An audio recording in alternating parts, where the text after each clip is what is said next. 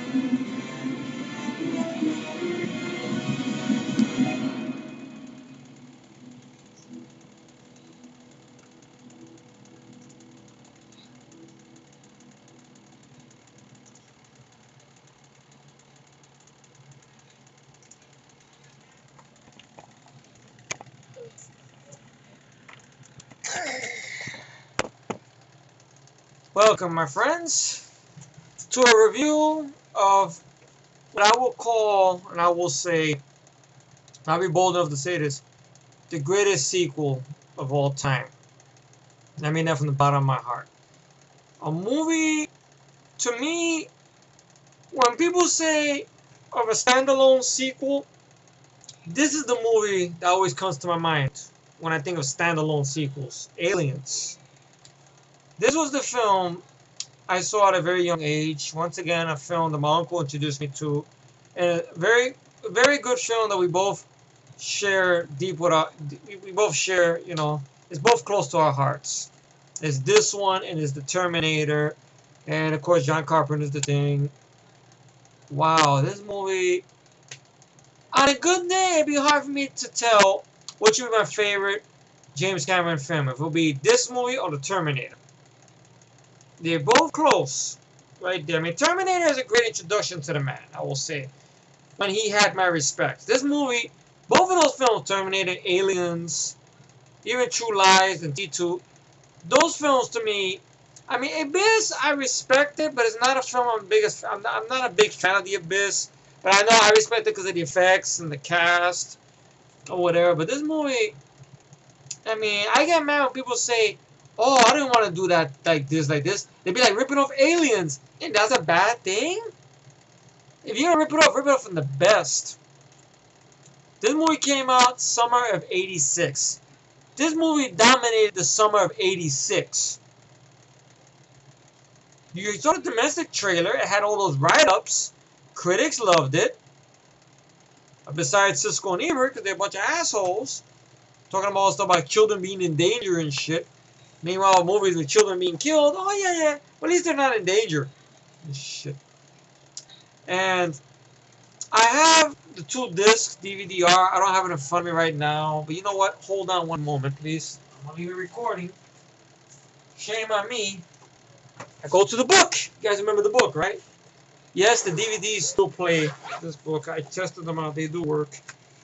All right. It's right over here. The 2 DVD-Rs I got, the DVD-Rs I got are from a quadrilogy that way back when, like I said before when I reviewed the Alien Director's Cut, that Blockbuster used to have those in the store like that before they do like they do nowadays. Oh, you want the features, you gotta buy the movie. Well, back then they didn't have that. There's this one. And this too. There you go right there. I really love this film with all my heart. I know I'm not alone. I know Matt loves this film a lot. I know Mike loves this film. Michael, I think Michael had the pleasure of seeing this on the big screen. You lucky shit. I mean that in the good way, not in the bad way. You guys should see this on the big screen. The one I did see on the big screen, well, that's the next video, which I don't even want to talk about now because I'm in a good mood. Talking about these movies right here. I mean, the movie right here. I know it's like two movies, but it's not. But I own these 2 right over here. And I don't know, should I put them? You know, you've seen them already, so fuck it. I just put them back in the book I got here. But I saw this at a young age on VHS tape that really wasn't in all that good quality, if I remember correctly. My uncle had borrowed it from a friend of his, and I think on the same videotape, he had Aliens, and The Fly. Talk about a strange triple feature. And I didn't see the first Alien until years later, but I did see Aliens. This one, I did see The Fly on the same tape. And both of the films I enjoy a lot. I got the special edition of The Fly right there, which I show a lot and stuff. So I fell in love with this film a lot, man. And I remember they gave it on cable the following summer, I guess summer of '87. And it was a film I watched all the time on cable a lot. My uncle copied it from HBO on VHS tape. Where I guys remember I was telling you about how my uncle had a surround sound system because he had a hi-fi stereo VHS player that if you record a certain thing from cable and you have it set up a certain way, you can get the surround sound. And my uncle did that with Aliens. Out of all the VHS my uncle had, that was the only one that carried the surround sound system. So you heard like pulse fire, and the music, bing, bing, ding, ding, and all that stuff like that. The music they put in there. James Horner's score. I will say this is hands down his best score. He's done so many over the years. Of course, one for Star Trek, 2 at the Con. Of course, one for Crow. One for Battle Beyond the Stars. This is the one I grew with most. And the James Horner score, it's that Bishop's Countdown theme, or like the one you just heard now, Combat Drop, which wasn't even used in the film. But it's a very beautiful score. You know, very inspiring score as well. And everything like that. And you can hear that score on the Running Man trailer as well. And everything like that. And this film Had a lot of interesting backstory behind it. It started as an idea that the studio at the time, when Alan Ladd Jr. was still in charge of Fox, when it was Fox, wanted to do it, but he left. Some new people came in, and they didn't want to do it. So then, so they had left for a little short while. These other people came in, they wanted to do it. So then, David Geller and Walter Hill, they were trying to figure out what to do with it until James Cameron, at the time when he was James Cameron, before he became Jimmy, you know, he had he was in production trying to get the Terminator off the ground, and he was a very big fan of Ridley Scott's Alien movie, and they had some ideas and some other writing projects that he could probably do. But when they said something about, hey, well, you want to do a sequel to Alien, or write something like that, he goes, Alien, really? It's okay. So he penned a draft, a script. He penned half of it, and then just to get some writing credit in there and stuff, because he was still writing here and there when he wasn't directing. Because what happened was he wanted to start working on Terminator, but what happened was Dino De Laurentiis had Arnold on contract to do Conan the Destroyer. So they could not start production without Arnold until Arnold finished doing Conan the Destroyer. To fulfill that contract with Dino De Laurentiis and stuff and everything like that. So he was doing that. So James Cameron had some writing credits, including, I guess he had penned helped Stallone pen the screenplay for First Blood Part 2 and stuff and everything like that. And he got on the way with this one here, and he penned the script halfway. And Walter Hill, David Geller, and people on Fox, they loved what he wrote. So Terminator got done. It became a big fucking hit. And now, 2075, I jump ahead of myself. I'm sorry. It was still a good studio way back when. This movie is a template, along with the first film, along with The Fly. That this studio at one point in time made truly awesome, epic, action, horror, sci-fi movies. This film is a great example of that. When we talk about the good old days, the Fox used to make good movies, this is one of those examples. Aliens is one of those examples. A movie that when it came out, it became a monster hit. It dominated the summer of '86. I remember my uncle told me a story one time when the movie came out in summer '86. He wanted to go with his friends to the theater to go check it out, but there was sold out showings and there were lines around the corner. He couldn't get in to see it. He had to go see Running Scared instead. Which that's a fun movie. One day I gotta review that one with Gregory Hines, Billy Crystal. So I get a little more comfortable. We'll do a lot of talking about this film. So James Cameron came in. Gillian Hurd, who was his wife at the time, was the female producer, and he started doing artwork of how he wanted the movie to look and everything like that. He went. They got the cast together. Of course, he called back some actors he had worked with before. First, he got Bill Paxton, who I think Bill Paxton and Cameron had gone back a long way, because Paxton, before he got into acting, was into one moment.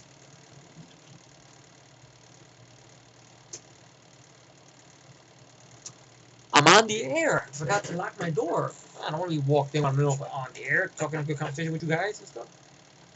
So, Bill Paxton had worked, I guess, with helping. I guess he worked with James Cameron before. He was like an effects assistant and stuff like that. He worked behind the scenes a little bit and stuff before he got to acting. And like that, he had that small part in the Terminator. He's one of the punks with Brian Thompson who pulls the switchblade on Arnold. Fuck you, asshole. He's that punk with the blue weird punk hairstyle. That's the one that gets pushed into the gate and shit. And Bill Paxton was little by little making names because at the time he had finished doing Weird Science. He plays Chet. Weird Science. That's a fun movie. One day I would like to get that in my collection. Even though I heard the feature on a new DVD is bullshit, but hey, But he got a call from James Cameron. He goes, "Can you come in and read for this character, Private Hudson, William Hudson? That's the character's credited as." And he read for the character. And Bill Paxton at first didn't think he got the part because he thought maybe he overshot it or he overdid it. But he came back, he read it again, and James Cameron had told him, "Don't change nothing, stay like that." He got the part. He was cast, and he had to get on a plane, get a passport, and go to England, to Pinewood Studios. That's where this was going to be filmed at, in England. He called another good friend of his, who had worked with him before, Lance Hendrickson. "Wait, don't leave. Wait, man, I'm getting to the best shit. Ah, man, I hate when people walk out. No, shit. What can I do for you? What? Like wine? Crack? What do you want?" Oh, the guy's come back and, no, he's not. You're lying to me. Twilight. Kissy Vampire, Twilight. You guys remember that Q&A, the panel discussion he did, which is very, very fun with Lance Henriksen. I guess that guy talk on forever and stuff. Very nice guy. He's been in a lot of stuff. This was my first introduction to Lance Henriksen. I mean, I seen him in here. I love the guy. You know, he's a great actor. Seems like a funny guy off camera as well. He's done a lot of movies: Hard Target, Stone Cold, The Horror Show, Pumpkinhead. This goes on and on, man. Whew. Now he's stuck on, you know, on the Sasquatch movies. I don't know if he's still doing those shits now.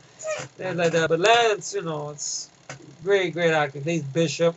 He really, you know, really made this character his own, and you know, played him a certain way. I think he said that he played him a bit like kind of a child who wants to please, who's very polite, who wants to do things for people, you know. And like, he kind of said something about that. He based him kind of like on a child that's been who was physically abused or something like that. I mean, he mentioned something like that on the document, on the features and stuff. He got the audition. He got the plane ticket to go to Pinewood Studios, England. So enters Sigourney Weaver. Now Sigourney Weaver, after Alien, got little more roles here and there and stuff like that, and she got FedEx the script James Cameron had wrote, and she scanned through it, I guess, real quick, and she liked what she read. It's like, okay, resolution story, great. And there's a movie that started the resolution stories, man. Aliens. That's what I say. It's a great template. Resolution story. So everything goes full circle to go back and back on the horse and face your fears. This did it before H2O. That's why I love H2O as well, because it has that same vibe to it. Resolution. It could work if you do it the right way. So she had an asking price. The studio was not going to meet with her asking price. So they had told James Cameron, "Can you write something that we don't have to bring Ripley back or whatever?"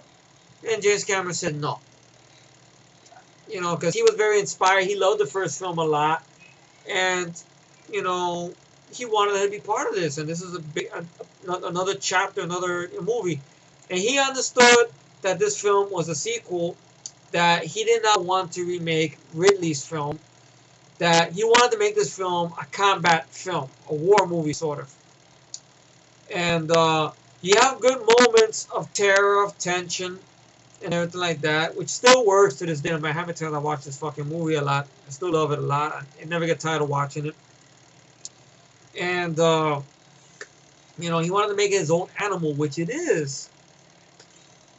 And to me, I agree with Matt, what Matt said a long time ago.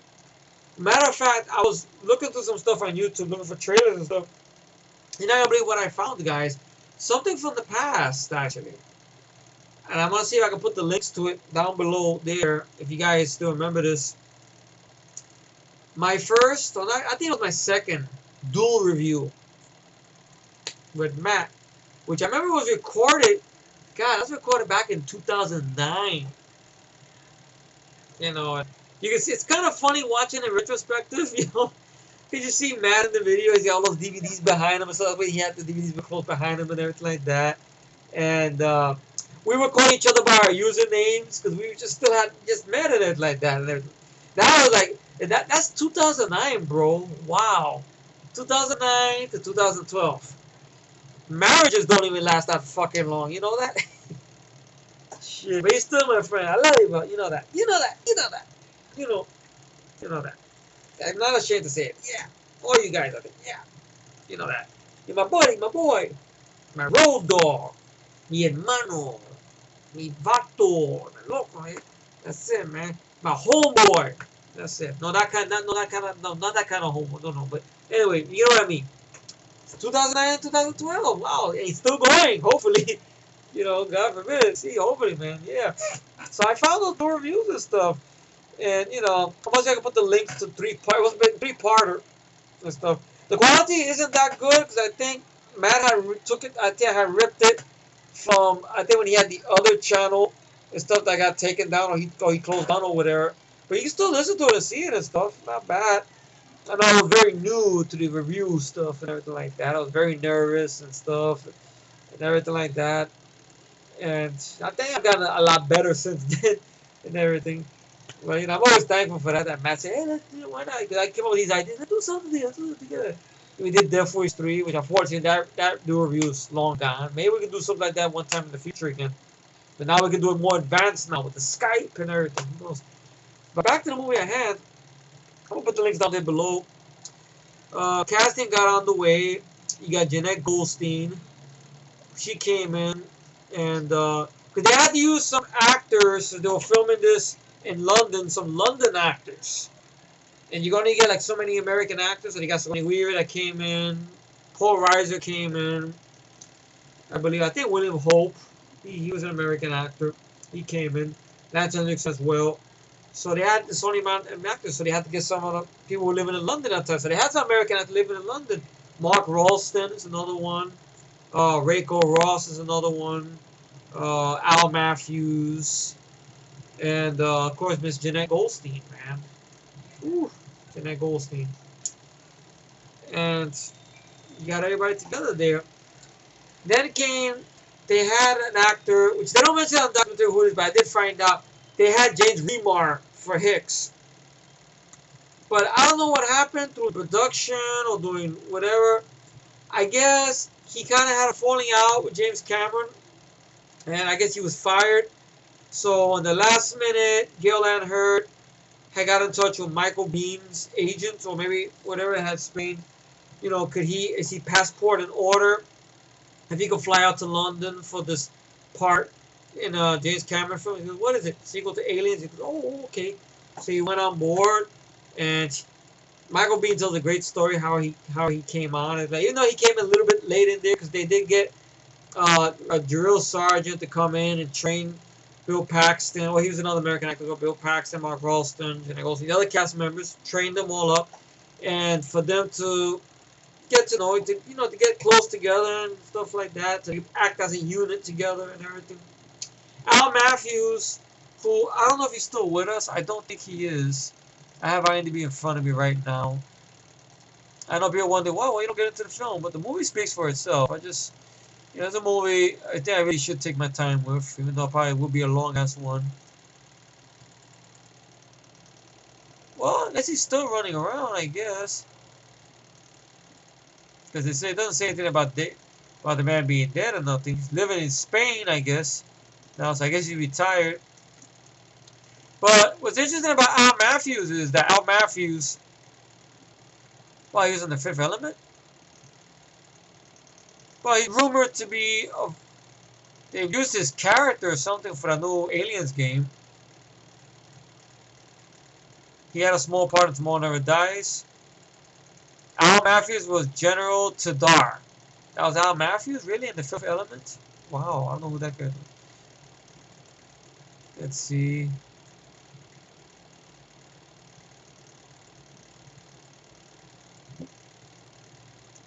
Well, he was the fire chief in Superman 3. He was in some movie called Descender, which I think that was a movie that Matt reviewed a long time ago on his first time viewing. I don't know if it's still up or it got taken down or whatever, but so Al Matthews, because he retired from acting pretty much. Last thing he did was, I guess, 1997, I guess.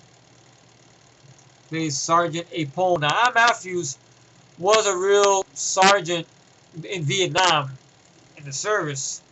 And when he came on to the movie set, he was very, very honest. You know, he became a Sergeant Apone and everything like that. And he kept the actors in check. You know, they were part of his unit or whatever and everything like that. So, they got there. Michael Biehn came in afterwards because they could not start filming yet because they didn't have Sigourney Weaver ready. Sigourney Weaver was finishing up project on another film before she came on to start work on this movie. And then she came on board. They did more casting. Now, there was some trouble behind the scenes when you had all the actors there and everything like that. For one, the director of photography they had was a professional DP. Had got into he had a falling out with James Cameron. Who this was James Cameron's now first time getting a movie and sort of a little more of a budget to do what he had to do compared to the Terminator, because the Terminator was guerrilla filmmaking pretty much. Very, very great movie. I love the Terminator a lot, as much as I love this film a lot. And you know, and Cameron now had a lot of money. I think the budget for this film, in retrospective, isn't much, and they do a lot with this budget because Cameron really shows all those tricks that he did learn from. And ironically enough, on IMDb, Aliens got 8.5, while the Terminator got 8.1. So two very good scores. Wow, I know Matt's gonna be pissed at this. T2 got 8.6. I don't know if I think T2. It's like, I mean, this was if I had my favorite summer movie, this would be up there because this was a summer film. I know you would have T2 in there. I know I did a list for this way back when I talked about Independence. I don't remember how I had it. You guys could go back to Independence Day review. I think I may have put the list there or whatever. My favorite summer movie. I think Aliens is number one. I know that. But T2 probably will be there. But they put us a point above this one. Wow, it's got 8.6 and Aliens 8.5. But the budget for this film was about 18 million. And the movie grossed over that.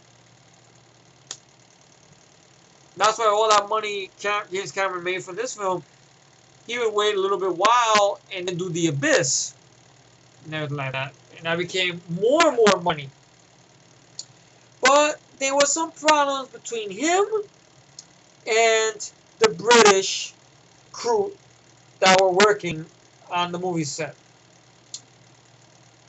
One problem in particular was that by the union rules in Britain or in London when they're doing movies, you have tea breaks and tea times. A lady will come with a cart, serve tea and muffins, stuff like that. And there's a picture of James Cameron being like this, like being pissed. So you get that going on there. Another thing is that, for one reason or another, I don't think the British crew gave too much a fuck about James Cameron because the Terminator had not been released overseas yet.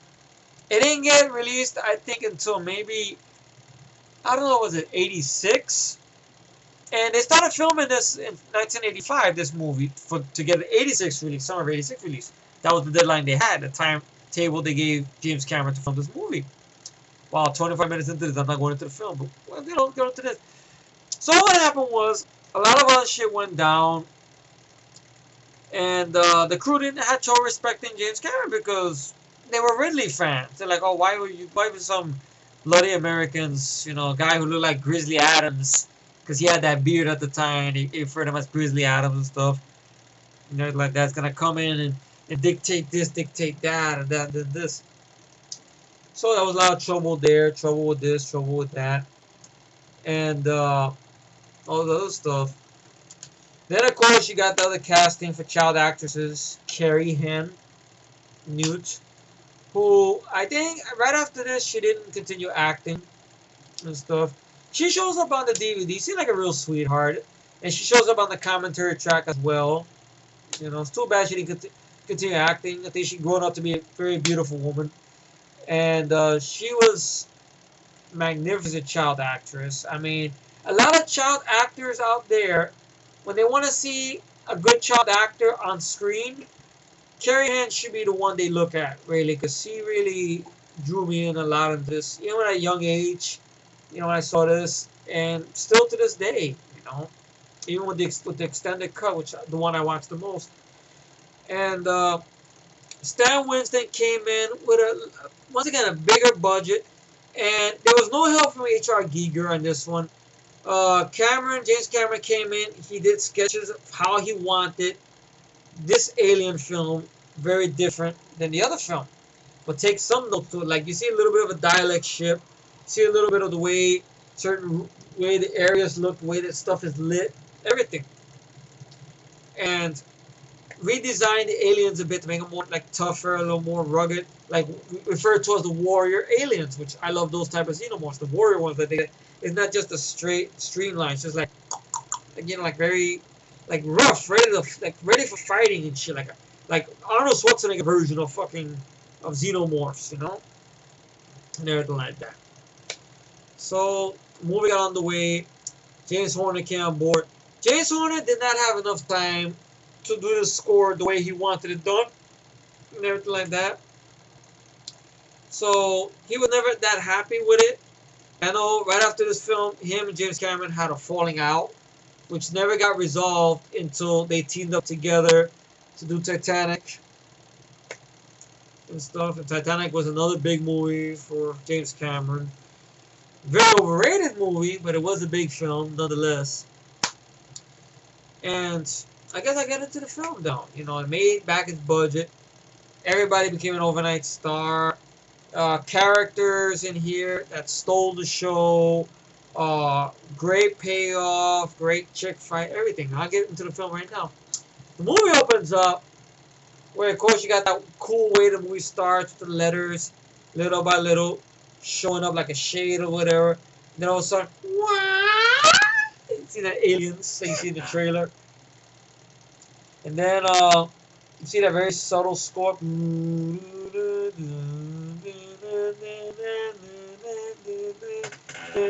You see the escape ship that Ripley was on, and she gets the ship gets taken, I guess, or pulled in by this salvage team, and they go in, they find her there. She's been in hypersleep for years, and she wakes up in this city, which I like the way this was done, very well done. Like for some reason, when I seen this little city, this space city or whatever they call that, I kept thinking of that Space Mall. I can imagine that's probably how it would have looked like, or maybe a little more better from the William Gibson script, like that maybe. Who knows? And we see that she's walking up from her sleep. She still got her fucking pussy cat Jonesy with her, and she meets Paul Reiser, the schmuck, because he's Paul Reiser. He's a schmuck, and I remember that from your review, bro.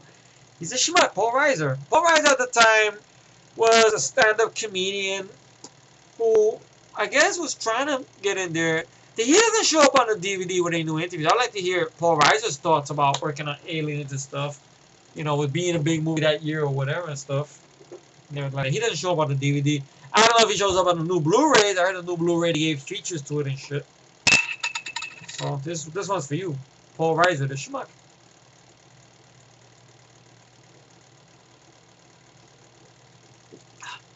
Shit, I got a full bottle for this one. Snapple, nice and cold. Made from the great stuff on earth.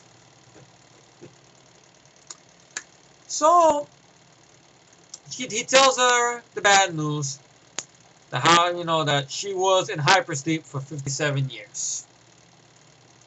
That she's drifted away. I guess that she got lost in space basically, until she has a pain in her chest, and realizing, very good. That is how you do slow mo the right way, and you realize it's a nightmare, and she's like, you see the thing going, no, no, Please kill me. Ah. He wakes up scared, or anything like that. And then on the extended coach, that's the one I'm gonna talk about. That's the one I watched the most. Which they did this special edition on VHS tape. Matter of fact, back in 1991, which that's interesting. They did a special edition extended cut on VHS back then. Wow, and that's the one I regularly enough they show on TV a lot. So I wonder, like, why isn't that in the film? It seems interesting. Wow, I thought that was just instead of stuff they added for TV, but it actually they had it on VHS tape, and thankfully they did throw it on the DVD. You know, I think before they did Quadrilogy 7, they did the regular Aliens DVD release. I know it was on there as well and stuff. So pretty much then we get this whole subplot that Ripley had a daughter, which I wish they could have left this in the film. I don't know why it was taken out, but it doesn't. I mean, see, like this movie for being a director's cut, it doesn't hurt the film. It actually does improve the film. This was the version James Cameron wanted us to see, and I actually am in favor more of this version than the theatric, to be honest. I mean, I saw the theatric version at a young age. I always loved the film a lot, you know, but the extended stuff is just a bonus, and it works for what it has to be, man. And we find out the very sad news that her daughter is now an old lady and had passed away 2 days before they found her in space. You know, like that. So you feel very bad for Ripley now. Very sorry for Sigourney Weaver's character. And the main thing is worse, she's in a meeting with the fucking suits, and she is telling them exactly what happened. And in the words of Matt, she gets fucked in the ass. No, not literally, but you know, that'd be a different movie. But you know, she gets fucked over in the ass with no lube. That was a bad image to think about. Ew, but yeah, I'm sorry, I just stole it from Matt. I'm sorry. You know, we steal from the best. Why not? So, you know, you have this fucking cunt going like, well, no, you're talking about things that probably never even happened in the LV-426, any hostile life forms, and then like that, and she goes through the whole thing about, God damn it, that's not all. What is it with the and all this bullshit? You can kiss that goodbye. I did it more excited. I know I did it more active than her, but so when we were. And on the extended cut, you feel more and more sorry for her because you get a whole thing where the guy in charge of the meeting, Van Leeuwen, says to her that they're taking away her, I guess her freight license, you know, for being part of the ship or whatever. She lost her rank pretty much, or like that, and now she has to go for a psych evaluation and stuff. They think she's crazy and shit. And she had told Van Leeuwen, why don't you send somebody up there to find out? I don't have to. We have people staying up there for more than 20 years. No one's ever complained about any hostile life forms. What people? Terraformers. Colonists. Call it the shaken, you know, they built the processors for us out there. We call it the shake and bake colonies. I don't know. Maybe 20, 70 families. Can I go now? And she lets Van Leeuwen go, and then we get a great scene. We see the colonists where LV-426 is at Haley's Hope, which is titled of it. And I like the idea that we see this place way before the xenomorphs come in and fuck up this place. And you see very blue-collar, hard-working people who work for the company like we all do. And not you really tiny, but you know, like we were, you know, regular blue-collar people, just, you know, working at stations, kids running around, everything like that. But it makes you really, really feel like, damn, later on when you see when they get to the planet, how the planet and the station and everything been just run to hell. Everything like that. Wow, just imagining what happened to those kids now, you know, having those bad thoughts. And we meet Carrie Hand's character, Newt. We hear, before we see her later, with her little brother, played by her real brother, Christopher Hen. And we see her mother and her father. I think Carrie Ann was actually she was living in England at the time, so at a young age she had an English accent. That once in a while would go back and forth with the American accent and stuff for the movie. But nowadays, when she does when she did the DVD on the quadrilogy, she's grown up in the States, so now she has an American accent and stuff. Very beautiful too. Got a nice. Anyway, you can see in the DVD, you know what I'm talking about. Not as a little girl, you perverts. I'm just saying, you sickos. No, I'm talking about. And, and nowadays, not now. But anyway, I'll leave it alone. It's not really true. All right, look. So basically, her father, mother, they're trying to do stuff. If they find anything, got to scavenge through or whatever, they can make a claim on it, make some money, and they find the dialect ship there. Okay. They leave Newt and her brother in the car, while her mom and dad go inside there. And I like the way it's done. I mean, I think that James Cameron did an intro for the special edition. He goes, this one is the version he prefers. He describes it as the long, dark road taken, or long, frightening road taken. And I agree with it. It's kind of like it doesn't build it right way. And when the action happens and when the tension happens, it's there, you know, which I like it. I really love it a lot. I like the scene where it just jumps and we see they're waiting for the parents to come. Next thing you know, she's screaming. She sees her father's got a face hugger on him. Then it cuts back to Ripley again, and she gets a knock on the door from Burke, of course, Paul Reiser, the schmuck, along with William Hope. Let's see, Sergeant. The fuck was it? Yeah, Lieutenant Gorman. I'm sorry, Lieutenant Gorman, played by William Hope. Well, I remember William Hope. I think he was also in Hellraiser 2. I think, if I'm not mistaken, right? Oh, he's a Canadian actor. Okay. Wow, he was in Captain America: First Avenger. I wonder who he played there.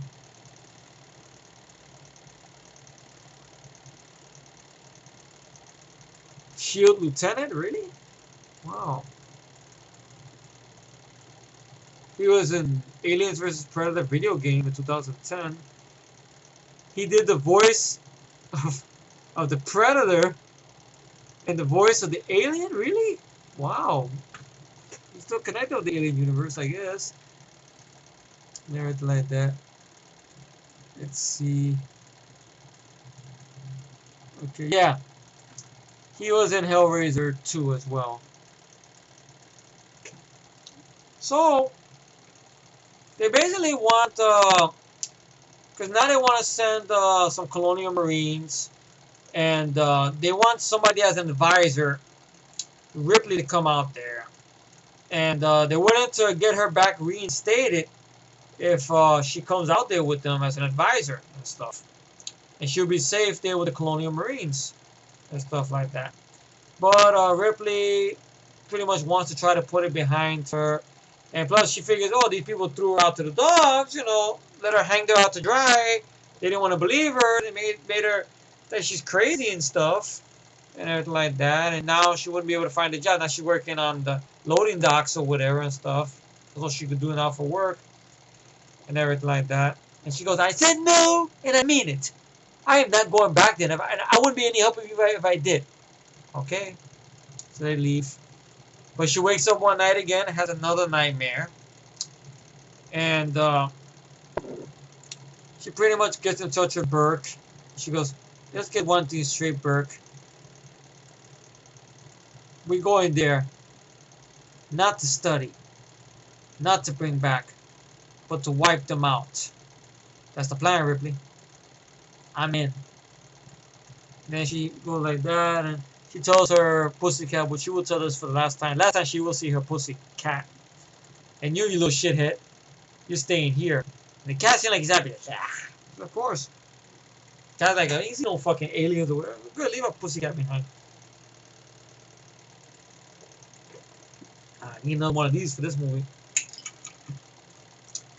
So, I always wondered, how the hell she went from that station to the Sulaco? And the Sulaco ship, that's where the Marines are at.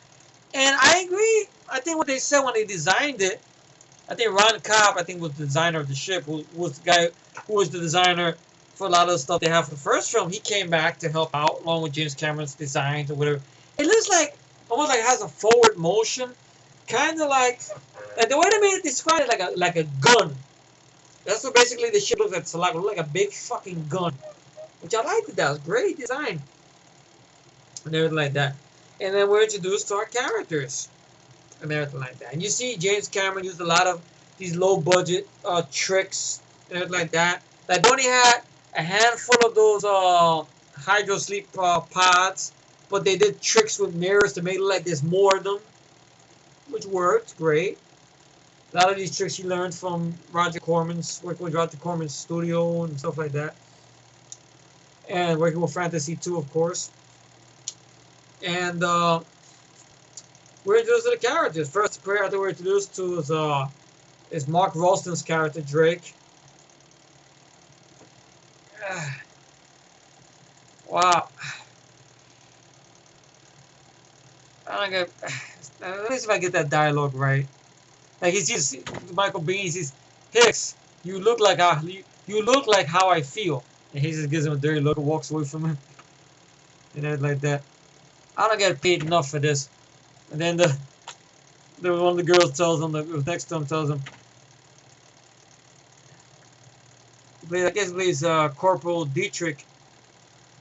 Cynthia Del Scott tells him, "No, I don't get paid. I don't get paid enough to wake up to look at your face, Drake. That's gonna be funny." Yeah, you look funny. And like that, so they get up out of the bed, and they were introduced to Al Matthews as Sergeant Apone. And Al Matthews, he is the real deal, man. Really. Let's see. Are there any quotes in this? Come on.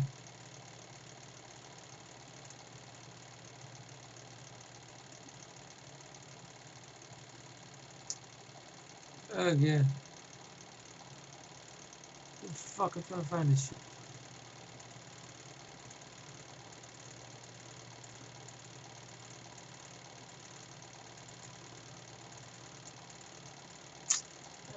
Once again, we gotta do this again. Well, Hudson has a lot of dialogue. He has great. And later on, I could talk.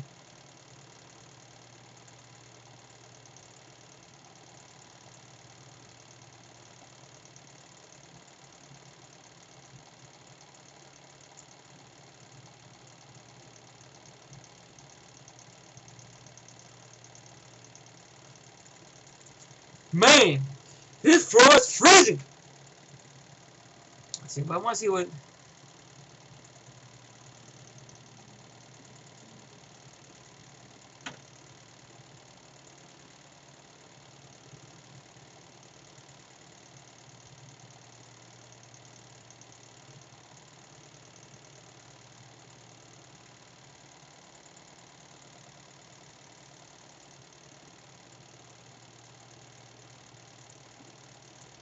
So I'm trying to find what Apone says.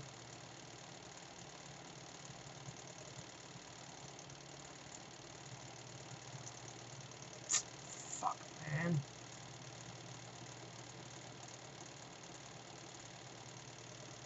But there's more.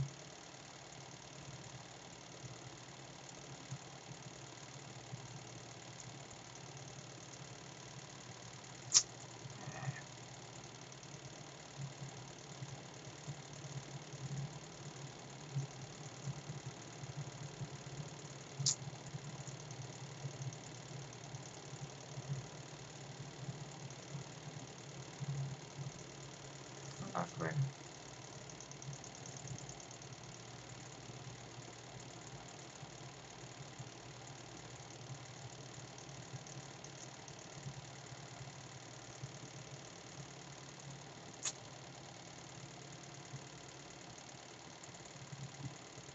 It's like basically the same fucking thing. Can't believe this shit. Fuck. Trying to find. Oh wow, that's fucked up. They basically don't give that much. They don't even bother doing. They don't even bother doing much for Apone. Everybody else has more shit. But that's good. I'm gonna need this later on.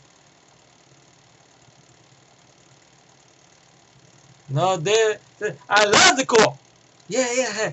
That floor's freezing. Why? You want me to fetch your slippers for you? Why, Miles, you want me to fetch your slippers for you? Yeah, Sarge, I would like that. Look into my eye. Move it. Voila. And then right away to see Ripley there. Go, who's the girl? Yeah, who's Snow White? Then we see Vasquez, Jeanette Goldstein, who I know she did a lot of stuff. Like when she came in, she had long hair and freckles. How she got into shape and how she cut her hair short. I think I'm not sure if she's wearing. If she changed her icon, she wearing contacts or what, nothing like that, and everything. But she did a great job for the character. Man. She really became Vasquez. You know, she's doing these fucking chin ups and everything. Way before Linda Hamilton did it in Terminator and stuff like that. Hey Vasquez, you ever been mistaken for a man? No. Have you? You see her little thing she has with Mark Ralston's character with Drake and stuff like that. He goes, "You're so bad." He smacks him in the face, little thing right there. And then great scene. I always remember from a kid. I still remember this shit where they're at the pretty much a chow, you know, eating breakfast or whatever, and everything like that. And they go, "What kind of food is this?" I don't know. It's supposed to be cornbread or something. Yeah, look at that. Remember that poontang we had? And Rachel Ross talking about Frost, you know, talking about that. Yeah, but it was a man, it was Arcanian, something like that. You get a little bit of dialogue with these guys there. And then we're introduced to Bishop. Lance Henriksen, great introduction. I know Lance Henriksen does a lot of research for his characters. You guys remember that, again, that panel discussion, the story talked about when he played Jesse Hook in the Hitchhiker. But he did something interesting with this that I guess James Cameron had known him for a while back since doing Piranha sequel with him, I guess, or whatever, about how, you know, he did this thing with a knife or whatever, about his dog being an asshole again, and everything like that, and how Lance Henriksen practiced, he almost got hurt a lot practicing that thing with the knife, which he got very good at, and I always laugh at this. This is a fun scene. No, it's not a knife, it's a marker. You know, Hudson comes in, he goes, "Hey, Bishop, do the thing with the knife, do the thing with the knife." All right. And then Mark Ralston, Drake, they pull a bat joke on Hudson. They grab him, they pull him, "Hey, what you doing, Drake? Hey, come on, man, what you doing? Hey, what you doing? Hey, Bishop, hey, man. Come up, do it, Bishop. Hey, man, not me. Yeah, you. Hey, trust me."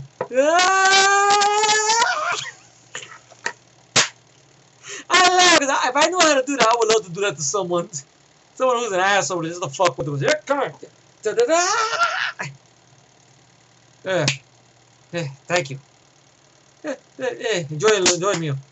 Hey, that wasn't funny, man. That wasn't funny. It was funny because, like, I wouldn't want it done to me. I know that. I wouldn't want that done to me. But I just see it done to somebody else and stuff. And of course, Gorman is William Hope's character. He's a greenhorn, fresh out of West Point, lieutenant in charge. And you see, basically, he sits away from the grunts. I like what Michael Bean's character Hicks says. You know, Dwayne Hicks, Corporal Dwayne Hicks, Michael Bean, where he plays him, very cool. You know, guy, very few words. You know, calm under pressure, which is very. You need a character like this in a movie like this. You know, and everything like that. I think I heard stories where James Remar was playing Hicks as kind of a heavy, kind of a guy like the way his character is in The Warriors, like Ajax. He was playing Hicks like that or whatever. But that was not what James Cameron imagined Hicks being. So maybe that's why him and James Remar had a falling out about that and stuff. But Michael Bean did a good job for what he had to do. And he goes, get the lieutenant. It's too good to eat with the rest of the grunts, right? Yeah. Man definitely has a corn cob round up his ass. And you get a little bit of a prejudice thing there, where Ripley sees that Bishop is a machine, an android, or he refers to himself as an artificial person, and like that. He sees like he's being cut a little bit. He goes, and then Ripley's response is, of course, it's valid because of what happened with Ash in the last movie and stuff. and stuff and like that. And she goes, you didn't tell me about being an android, but why not?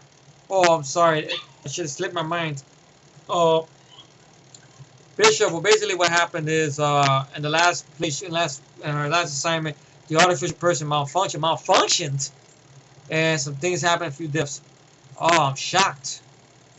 Oh, but that what was it? The old, well, that's the old versions. No, that couldn't happen to us now. It is impossible for me to take a human life. You like some to eat? And she slaps the plate off his hand. Stay away from me, Bishop.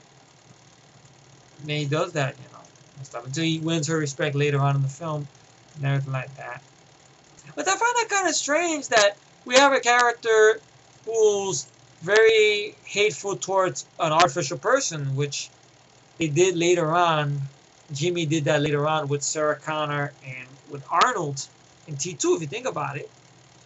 Food for thought there, Just a little bit there, who knows? And everything. So, you get that scene there with the briefing where Gorman is talking to the grunts. Everybody there, Hudson, Vasquez, Drake, Frost, Hicks, Dietrich, everybody, pretty much, man. Spunkmeyer as well, everybody. So yeah, I know all these characters' names, and you care about them as well. Especially your mains right there, Hudson, Hicks, Vasquez, everybody, you give a shit. Imagine that, a movie that's a sci-fi horror movie, action elements in there. You give a fuck about characters. Who the fuck knew, right? Yeah, they don't do that today much. You'd be lucky if you see a couple of movies like that today, at least. One way that comes to mind a lot, where you have military and you have characters you care about, was Battle of Los Angeles, to be honest. Of course, Expendables, first one, second one, of course.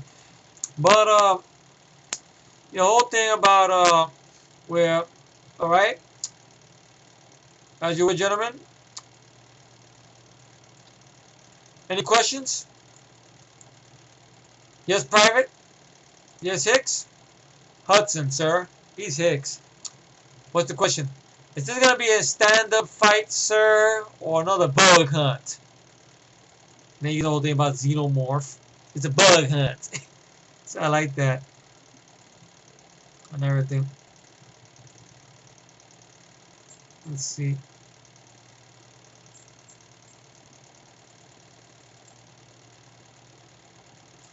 And basically, Ripley goes in the whole thing, tells about what happened or whatever. She goes, we went to this planet. One of my friends or shipmates went down there, and she saw something, and it touched up to his face. Look, man, I only need to know one thing: where they are. Yeah, you talking about aliens? You mean illegal alien? Are you finished? I really hope you're right. I really do. Because just one of those things wiped out my entire crew. So, you know. Any other questions? And then Hudson again. Yes. How do I get out of this chicken shit off? You secure that shit, Hudson. So Gorman pretty much says that he wants it to go smooth, easy, by the numbers.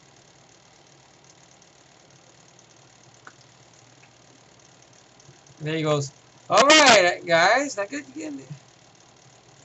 I know this fucking line is. All right, now, sweet. Let's see. There's the fucking dialogue I'm looking for before. Shit. I'm a blind motherfucker too. The dialogue I was looking for before I found it there. All right, sweetheart. What are you waiting for? Breakfast in bed? Another glorious day in the corps. A day in the Marine Corps is like a day on a farm. Every meal is a banquet. Every paycheck's a fortune. Every formation's a parade. I love the Corps. He gets a whole thing about that. He fucks with Hudson and like that.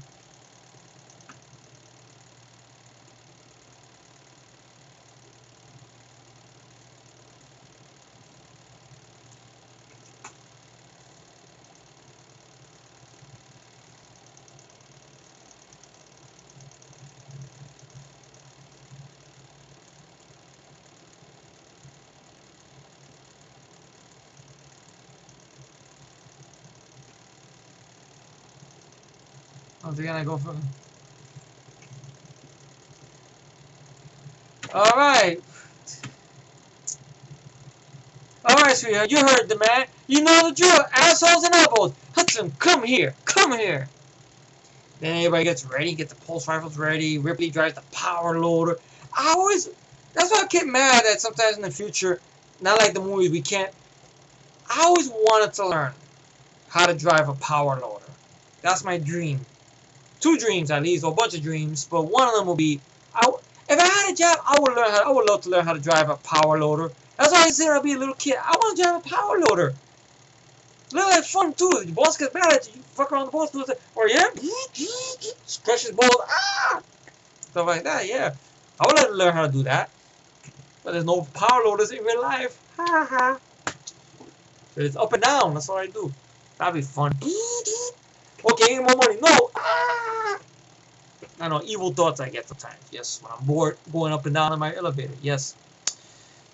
So, whew, they get on board, nothing like that. Of course, Apone has a little moment right there. All right, sweetheart, you're a team. There's nothing to worry about. We come here. We're gonna conquer. We're gonna kick some. Is that understood? That's what we're gonna do, sweethearts. We are going to go and get some. All right, people, get ready. Get ready in line. Are you lean? Yeah. Are you mean? Yeah. What are you? Lean and mean. What are you? Hudson, get on the ready line. Marines, get some today. Get on the ready line. Move it, move it. God damn it. Get hot. 1, 2, 3, 4. Move it, move it, move it. Get out. Get out. Move out. Move out. Move out. Move out. 1, 2, 3, 4, 5, 6, 7. Ah! Absolutely badasses. Let's pack them in. Get it. So they go into the AP, I think the CPU, whatever, the big correctional vehicle, which I think pulls planes. Very good ship. Get in there. You get the drop ship where you got Farrell, who's the female pilot.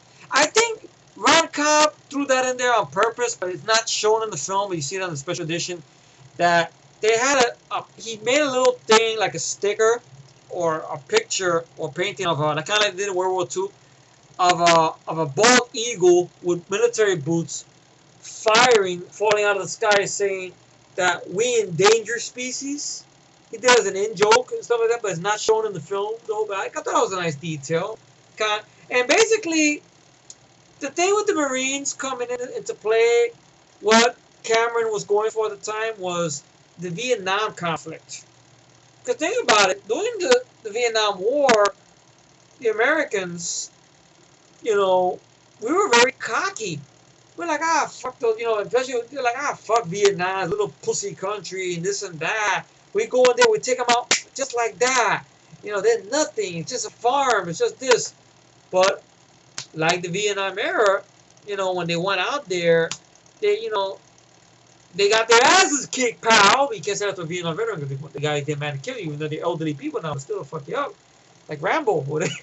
But that's basically what they're going for. How these soldiers, majority of course Marines, of course, were very confident and macho, bravado, and like that. And plus, which you get that drop sequence right there with the Sulaco is about to take the drop ship and drop down to LV-426. That's where the colonists are at, and plus that's where Ripley was at so many years ago. But I think they colonized the planet now and stuff, and they lost contact with these people. So they go down there, and I'm gonna recite the famous line that Hudson gives.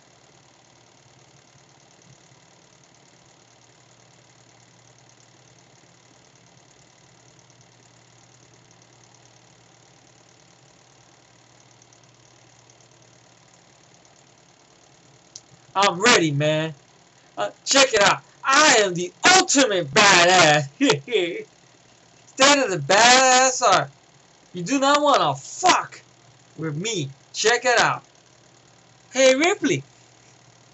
Don't worry. Me and my squad of ultimate badass will protect you. Check it out. Independently targeting particle beam. Protlex. Whoop. What did I think? What? Fire half a city with this puppy. We got tactical smart missiles, phase, plasma, pulse rifles, RPGs. We got sonic, electronic, ball breakers. We got nukes. We got knives, sharp sticks. I don't know if I did it the right way, but it's you know, I know Matt probably knows how to do all that better than me. I'm reading this shit off IMDb and stuff. And I love Michael Biehn. His character is Hicks. He's just, they're doing that drop ship and just shaking. He's just like fucking sleeping right there. Like, you don't give a shit. And they arrive on the planet. Pharaoh flies them in there. Spunkmeyer navigating. They land on the planet. I like the way LV-426 looks. I like that dampness, that rain to it, and the way it's lit and everything. They get onto the compound. I like the dark tone of it, the way it's lit a certain way. I know Cameron was a big fucking pain in the ass doing the making of this film. Especially the way he dealt with some of the other crew members and stuff. And everything like that. Like when he was trying to do the facehugger scene. And everything like that. He goes, if you're going to pull that, it's got to come right out to the camera. If you're going to pull that, you can't pull that hard without gloves. Go back and get gloves, then come back here. And everything like that. So he would be like this. And goes into the place, pretty much see the aliens really fucked this place up. You see maybe that the colonists probably did try to hold their own, I guess, against them. You see a lot of holes pretty much through the grades and everything like that. Well done design by Ron Cobb. James Cameron, the way he did the corridors and everything, great. And very nasty, very this. Stan Winston did a good job as well. And they go in. I like the idea. Kind of like a little bit of thing that they kind of do nowadays. The military uses sometimes, where they have cameras on their helmets so the people on operations can see what's going on and stuff. That's great. You know, precursor what they would do now and stuff. I believe they do that stuff. I think SWAT does that too. I'm not sure. So a lot of elements now have taken from aliens. You know, back then it was like, well, it's interesting, but it's there. And they find they have some live face huggers in these jars. With the face huggers, got a redesign, I think, by Stan Winston, and they got a whole scene in the film. Great sequence in the film, which I think was very well done. I know Spielberg stole from that with the raptor scene in the kitchen in Jurassic Park. To be honest, I like the scene with the face huggers better. That's just me. Sorry. Part of me wishes I could have seen that nastier version of Jurassic Park with James Cameron directing it when he was James Cameron. At this era. And shit. See a dinosaur film like this and stuff. Well, never gonna happen though. Maybe not say never, but you know. Going there. At first the area was secure. They walk around pretty much. They almost shoot a little girl running by Rebecca, played by Carrie Henn, a.k.a. Newt. Great scene where Ripley follows her into the little... She survives by the air ducts, pretty much. She has a little room there where she hides from the xenomorphs and facehuggers and stuff. And everything like that. She's able to run from them and hide from them. Her being the only survivor here. And Carrie Henn did a very great job. You know, all the casting they went through to find the right child actress. And she was an actress that had no training. And she took direction from James Cameron great. What she had to do. And I know Sigourney Weaver helped her out a lot. And they became real close off camera as well. And they find the colonists who have these locators on them. And of course, stop your linen, drop your linen. Something Hudson said. That was based on an AC/DC song, if I got it the right way.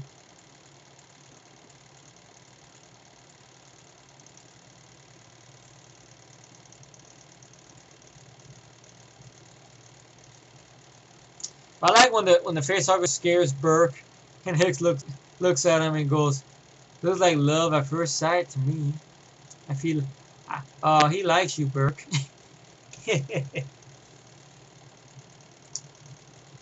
I like the whole thing where Rayco Ross, the black guy, or Frost, he goes, "Man, I'm telling you, I got a bad feeling about this job." You always say that, Frost. You always say I got a bad feeling about this job. Okay.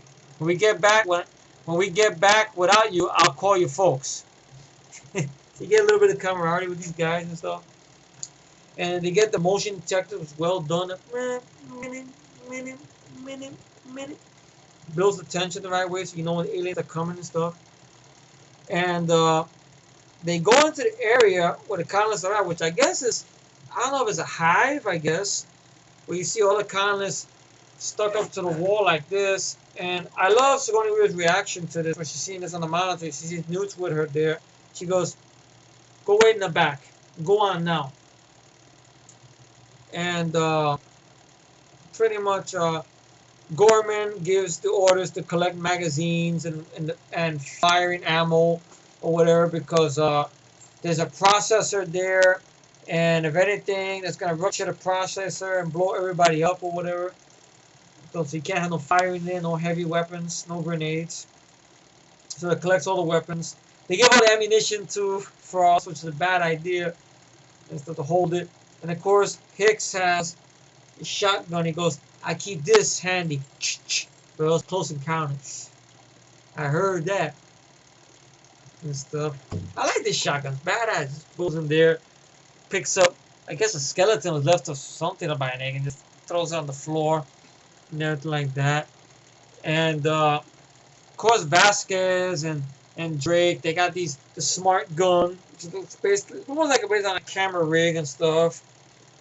Great job with the weapons. My favorite guns in movies. If there was ever a gun I would love to own, it would be the pulse rifle. Really, that'd be my gun to own. The pulse rifle, or another weapon I would like to own would be the Predator spear that he had in Predator 2. Of course, the Wildy Magnum. That's another weapon I would like to own.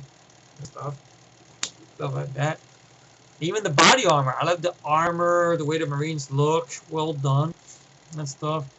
And very well done. You see the way they customize the armor and stuff. And everything like that. And great scene. You see a colonist right there.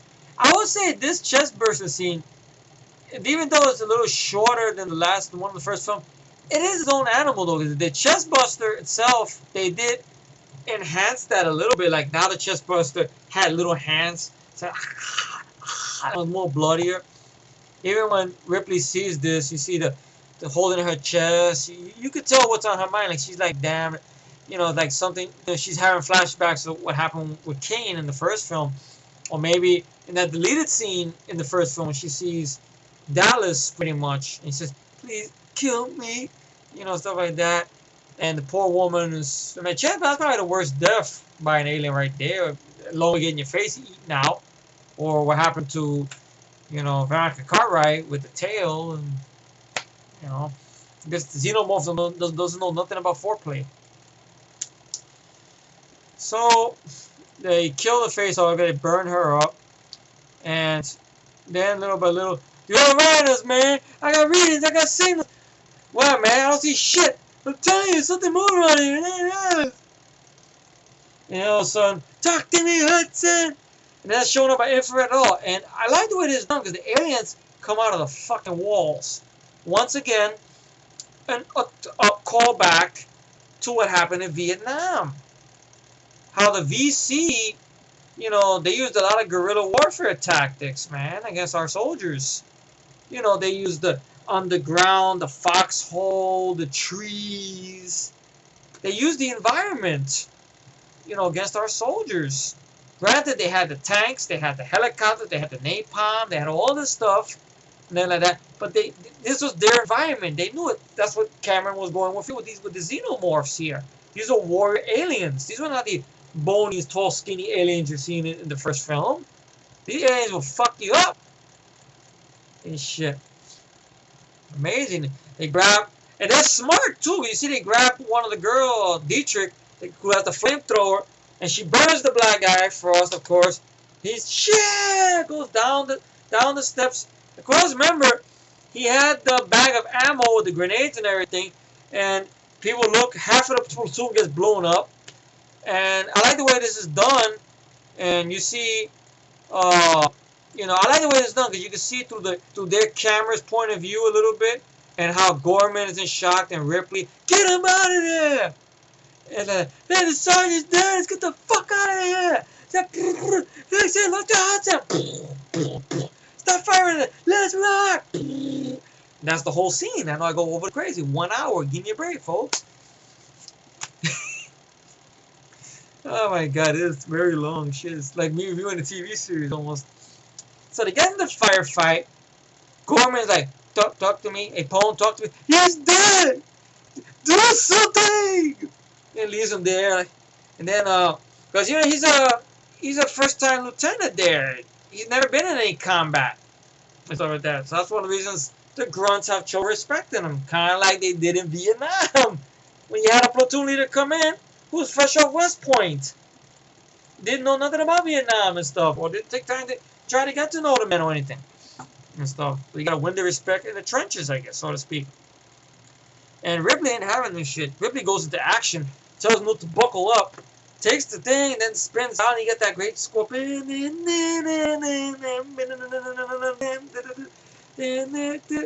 Ripley, what the hell are you doing? It dries it. And she comes in there while Drake and Vasquez and Hicks. Really, we are leaving! And he's I haven't seen aliens shot up on the big screen in years. The closest we see aliens being shot at and blown the fuck up was briefly in AVPR. That's it. Real aliens in suits, not aliens in CGI format like Alien fucking Resurrection did. You know, it's just great. I like that image of aliens being shot at on some blow. Like you get the power, you get the idea of what kind of ammo these people are fucking using to blow apart a fucking xenomorph like that. Blow them the fuck out. Like damn. You know? And you notice these aliens are not fucking around. You know, because imagine this whole station had kids in it. We don't see what happened to the kids, but we get the idea the aliens probably fucked them up. So evil creatures against these soldiers who, once again, like the Vietnam thing I bring up again, you know, who they didn't know what they were walking into. They were very cocky, overconfident, like happened in Vietnam. Sad fact, isn't it? And stuff like that. Such a horrible war. Every war is horrible. Vietnam was the most horrible one. And, you know, great scene. Vasquez fires too close at one of the xenomorphs, and the acid sprays out and kills Drake, Mark Russell's character.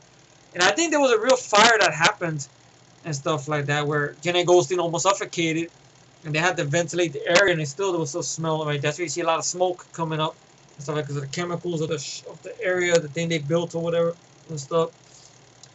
And pretty much what happens next is Hudson falls apart. Get away from me, man! And before that, of course, one of the aliens tells Vasquez, "Come on, leave him, he's gone, leave him." He tries to close the door, and the fucking xenomorph warrior that comes in and Hicks like a badass. Oh my god, he comes out the shotgun right in the fucking mouth. He sticks it out the fucking mouth. Eat this! Pah! Blows the fucking head off the xenomorph. Acid gets on Hudson's arm. Ow! And stuff. Ripley, go, go, go! Then they speed out again. Xenomorph gets on through the windshield, I guess. Tries to grab Ripley. Ripley hits the fucking brakes. It flies off. She runs the motherfucker over. Says intense, like runs over. Goes through the thing, and then she blows the transactional thing. And of course, Hudson, get away from me, man! I can't believe it. Wait, we gotta go back in there. We gotta go back in there. Let's see.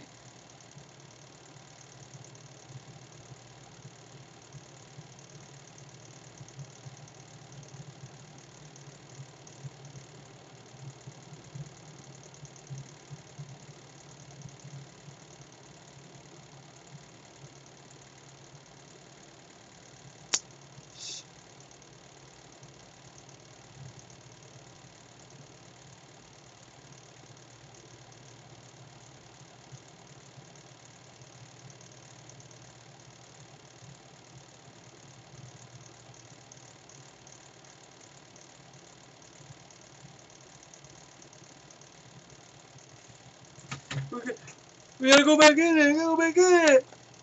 You can't help them. They're being cocooned like the others. I can't believe why is this happening? It's gonna be happening. It's it's a little sad but funny. I'd say, especially when you watch the extended cut. You see how he goes, I'm the ultimate badass, and you see him all panicking and bitching and whatever. But he's scared, of course. I mean, who wouldn't want to be bitching and moaning in a situation like that? But Bill Paxton, like I remember mad. Like one time when he did the rant on Avatar, and it's still a classic rant. I love that rant a lot. You know, well, I know he mentioned this on another rant as well.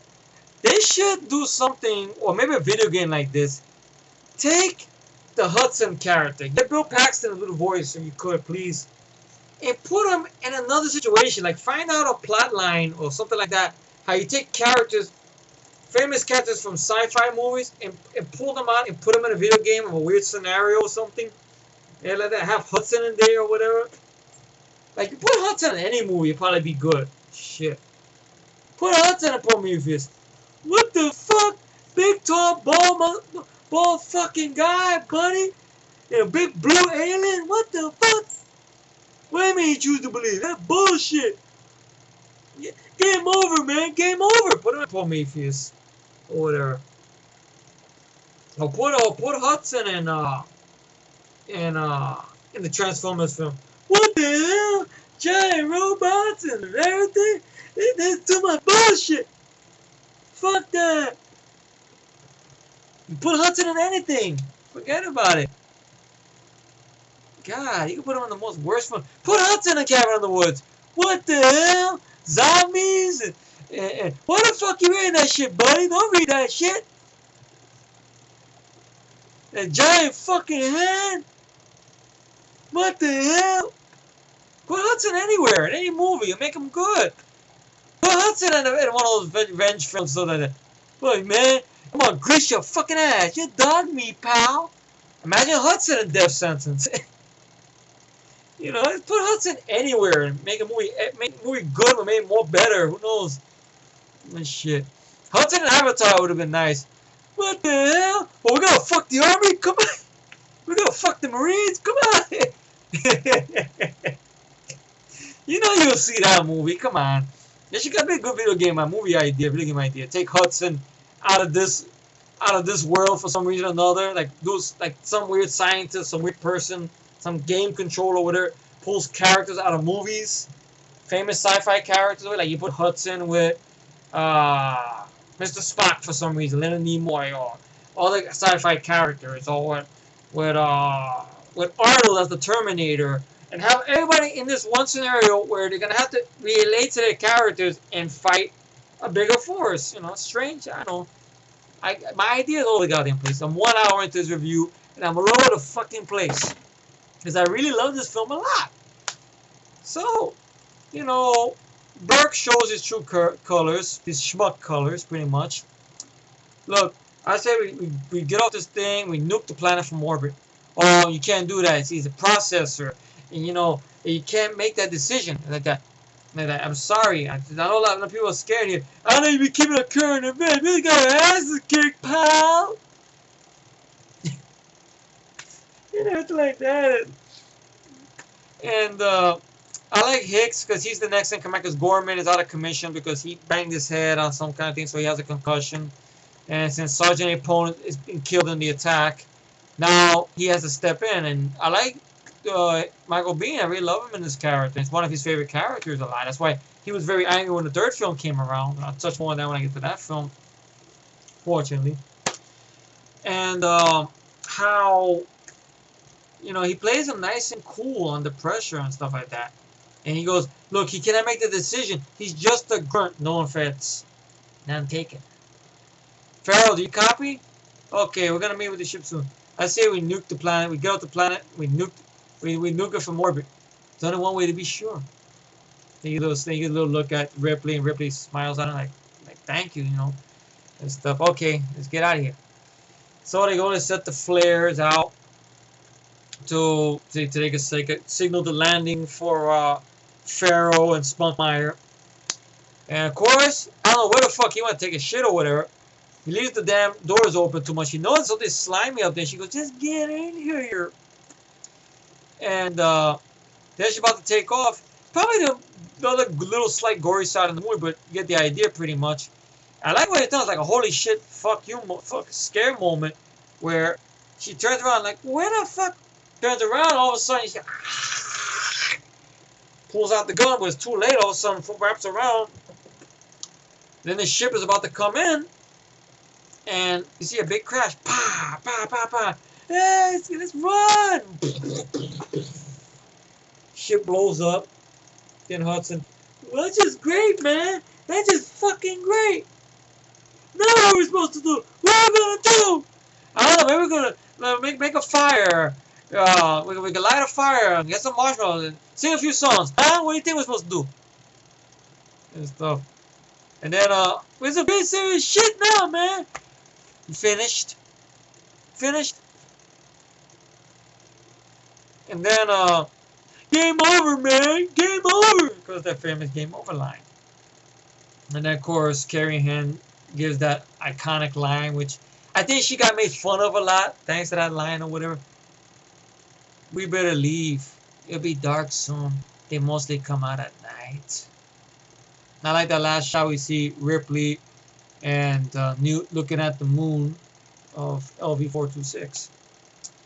And hold that thought one moment. I'll be right. And I'm back.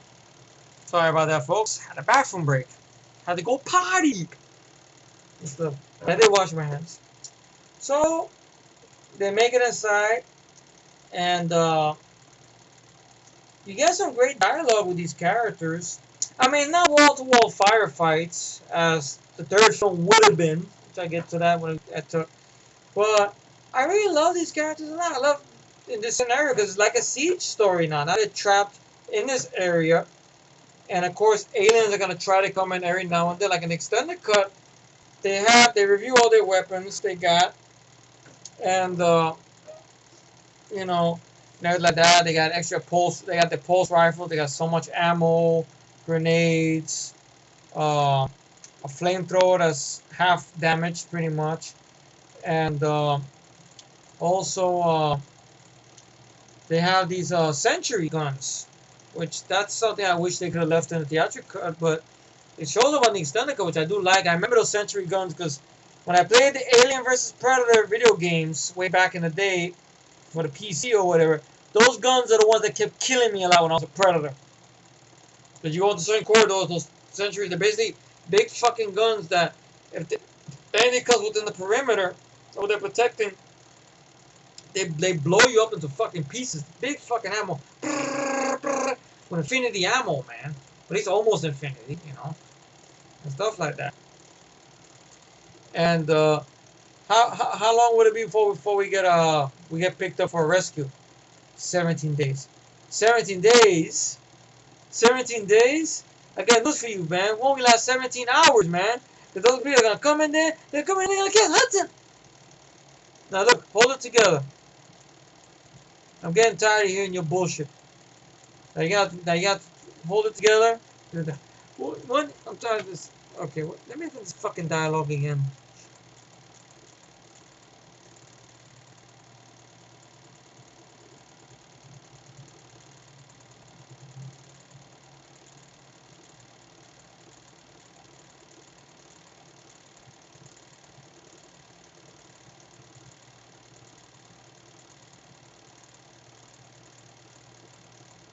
"17 days? Hey man, I don't want to rain on your parade, but we're not going to last 17 hours. Those things are going to come in here just like they did before. And they're going to come in here and they're going to kill Hudson. And they're going to come in here and they're going to kill us. Hudson, this little girl survived longer than that with no weapons and no training. Right?"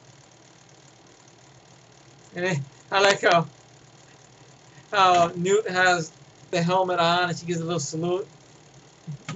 And Hudson, "Why do you put her in charge?" Look, you better just start dealing with it, Hudson. Listen to me, Hudson. Just deal with it because we need you, and I'm getting sick of your bullshit.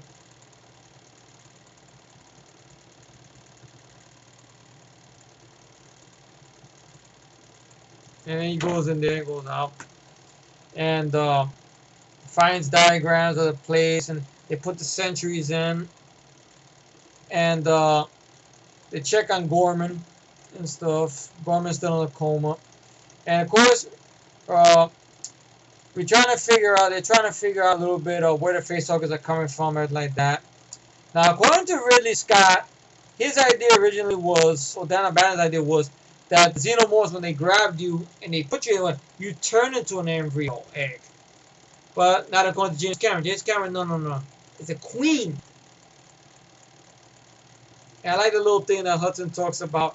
Oh, it's like an ant hive. You know, it has to be one big queen. It should be badass and big one. Queens don't have average bees, stupido. But you know what I mean? That's not what I mean. So I kind of like that little banter between Jenna Goldstein, Vasquez, and Hudson. They all have queens, stupido. And stuff. And then pretty much they go, okay, I want all these facehuggers destroyed when you finish with them. Oh, but I got orders from Burke, Mr. Burke. He says that to bring back some back here for back in there.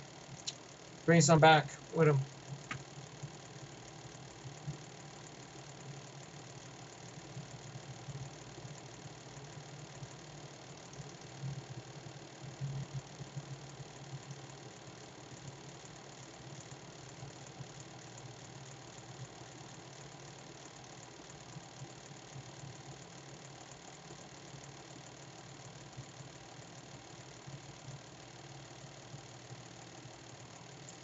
So basically, she confronts Burke and says, "Right, look, you know how much the bioweapons division will pay for a specimen like that? You know, if you're smart, we can go come in this, come out winner." So what are you talking about? How are you gonna get through that quarantine? They won't know unless nobody knows about it. Oh yeah, they're gonna know. Just like they know that you're the one that sent them there, Burke. You sent them there. That he sent Newt's parents basically to. He was the one that gave orders to go into the dialect ship to look for them to scavenge around and stuff. And how, stuff like that. So what if? Okay, look. What if the ship didn't exist? Did you ever think of that?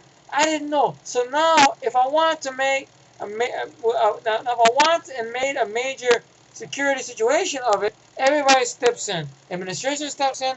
There's no exclusive rights for anybody. Nobody wins. So I made a decision, and it was wrong. It was a bad call, Ripley. A bad call. Those people are dead, Burke. You know what you're doing here? You need a sleazy way of this one. I'm gonna nail you right to the wall. Ripley, I thought you'd be smarter than this. I'm glad to disappoint you. And Sigourney Weaver was nominated for an Oscar or an Academy Award with the same shit or whatever for her performance here. And she deserved it. Really did. Which boggles my fucking mind when we get to the next film why I say that and stuff. But, she got the Oscar, she got all the praise and everything. And she deserved it. She really, for a sci-fi film, that was very, very big deal back then that she won the Oscar. She deserved it. She really knocked it out of the park. For a sci-fi film that will win for Best Actress and stuff. And I know behind the scenes, Sigourney Weaver was not happy about all the gunplay involved in the film. You're dealing with creatures. It's war-orientated material. What are you going to use? You're gonna use scissors? Which that brings me to the next film. A little later on, I'll talk about that. But she has a little moment with Newt, which I like. I like their scenes together. Very well done. Very sweet. When she goes, I bet you she doesn't have any. Casey doesn't have any bad dreams. Not afraid. Why don't you be like her? I can't be like her. She's just a piece of plastic. Please don't go. Yes, I want to be in the next room. Please. Then she gives her the locator that Hicks gave her. You track her down with that. And everything like that. Great scene with the centuries. That built a lot of good tension.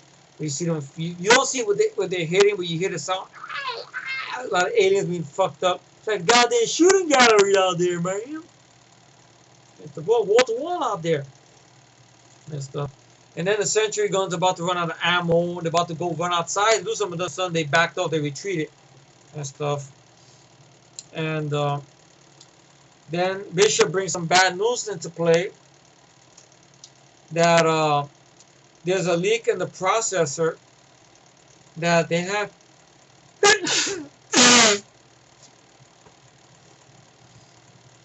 They have so many hours to get off the planet before the whole Hades Hope processor has a nuclear explosion, pretty much, because it sprung a leak.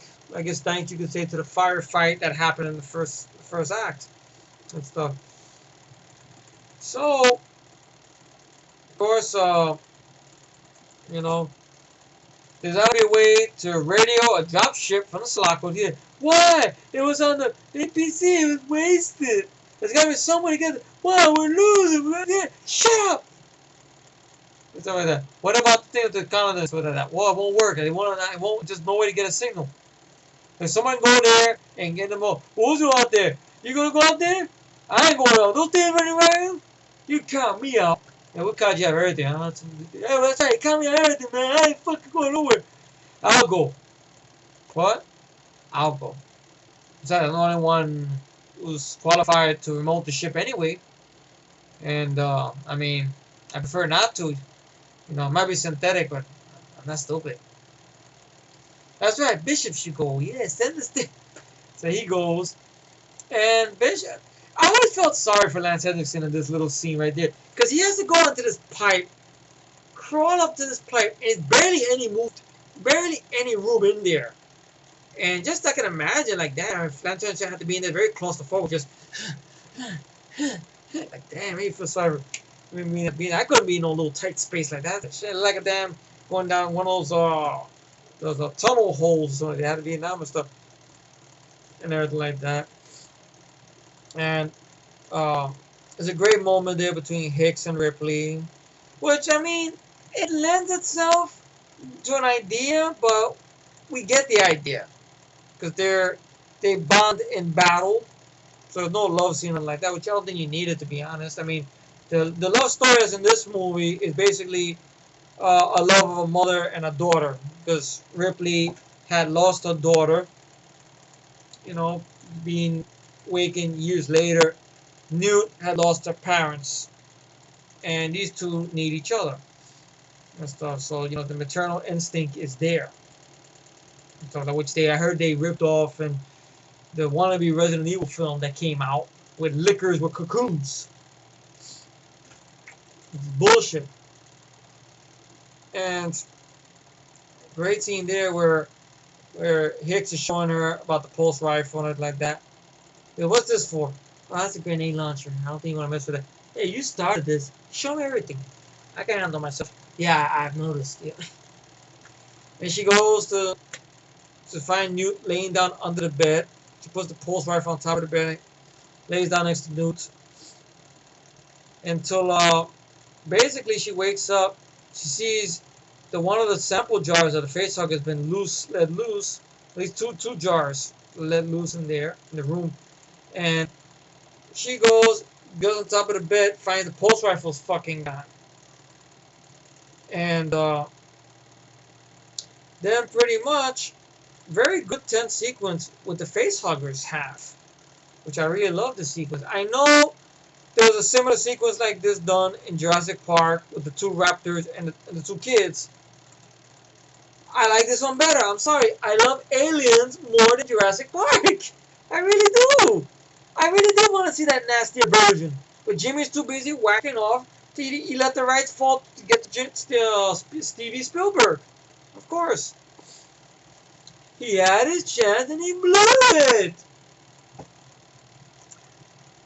And very good sequence there. We get the idea that Paul Reiser, the two-faced cocksucker or schmuck, set up Ripley pretty much, and sees that Ripley's in trouble, Newt's in trouble on the monitor, and he shuts off the fucking monitor there, and everything like that. While Newt and Ripley are trapped in the room there with the facehuggers.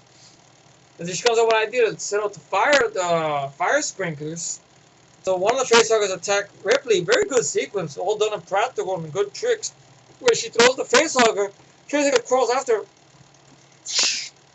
tries to grab after her, she fights it off, like trying to choke her. And then Michael Biehn, like a badass, shoot the glass, runs through the fucking glass, and tries. And first thing he does, Newt is trying to fight the facehugger, which is stuck to something right there. She's grabbing it against the table, so I won't grab her.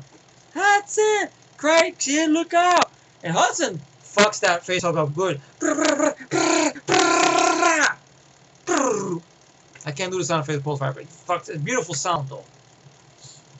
Beautiful sound that Pulse Rifle makes, and you guys know this for a fact. And basically fucks up the facehuggers, and you know, they go, it was Burke. You can wait, you dug me, pal. That like that. I like what Ripley says. I don't know what species is worse, but you don't see them fucking each other over for a percentage. Okay, that's it. We waste them. No offense. No, we need them alive. They cut the power. What do you mean they cut the power? How do they cut the power, man? The animals. Look, let's get back over there. Keep an eye on this guy, Gorman. Yeah, he's going nowhere and stuff. A very great tense sequence once again. You got a great, that leads to a great firefight where the motion detectors. There's 12, man. What the hell? They're in the goddamn room. You're reading it wrong. Short control burst. Fire in short control burst. It's game time. I like the sequence where the motion detector reads that that's in the room, and they look up and like, oh god. And then Hicks goes up there. I like the way it's done. He looks up, see the flash, like, you see a whole fucking army of facehuggers there. Talk about holy shit balls. Like fuck. Then all hell breaks loose from there, pretty much. I like the way it's done because they only had about 6 or 8 suits, but the way Cameron edited this, or the way that he filmed and shot this, it looks like it's an army of them. It's only like 6 guys in suits, and a couple of those dummy ones they made that you can fire on or whatever, that blow up, you know, when the pulse rifle hits them.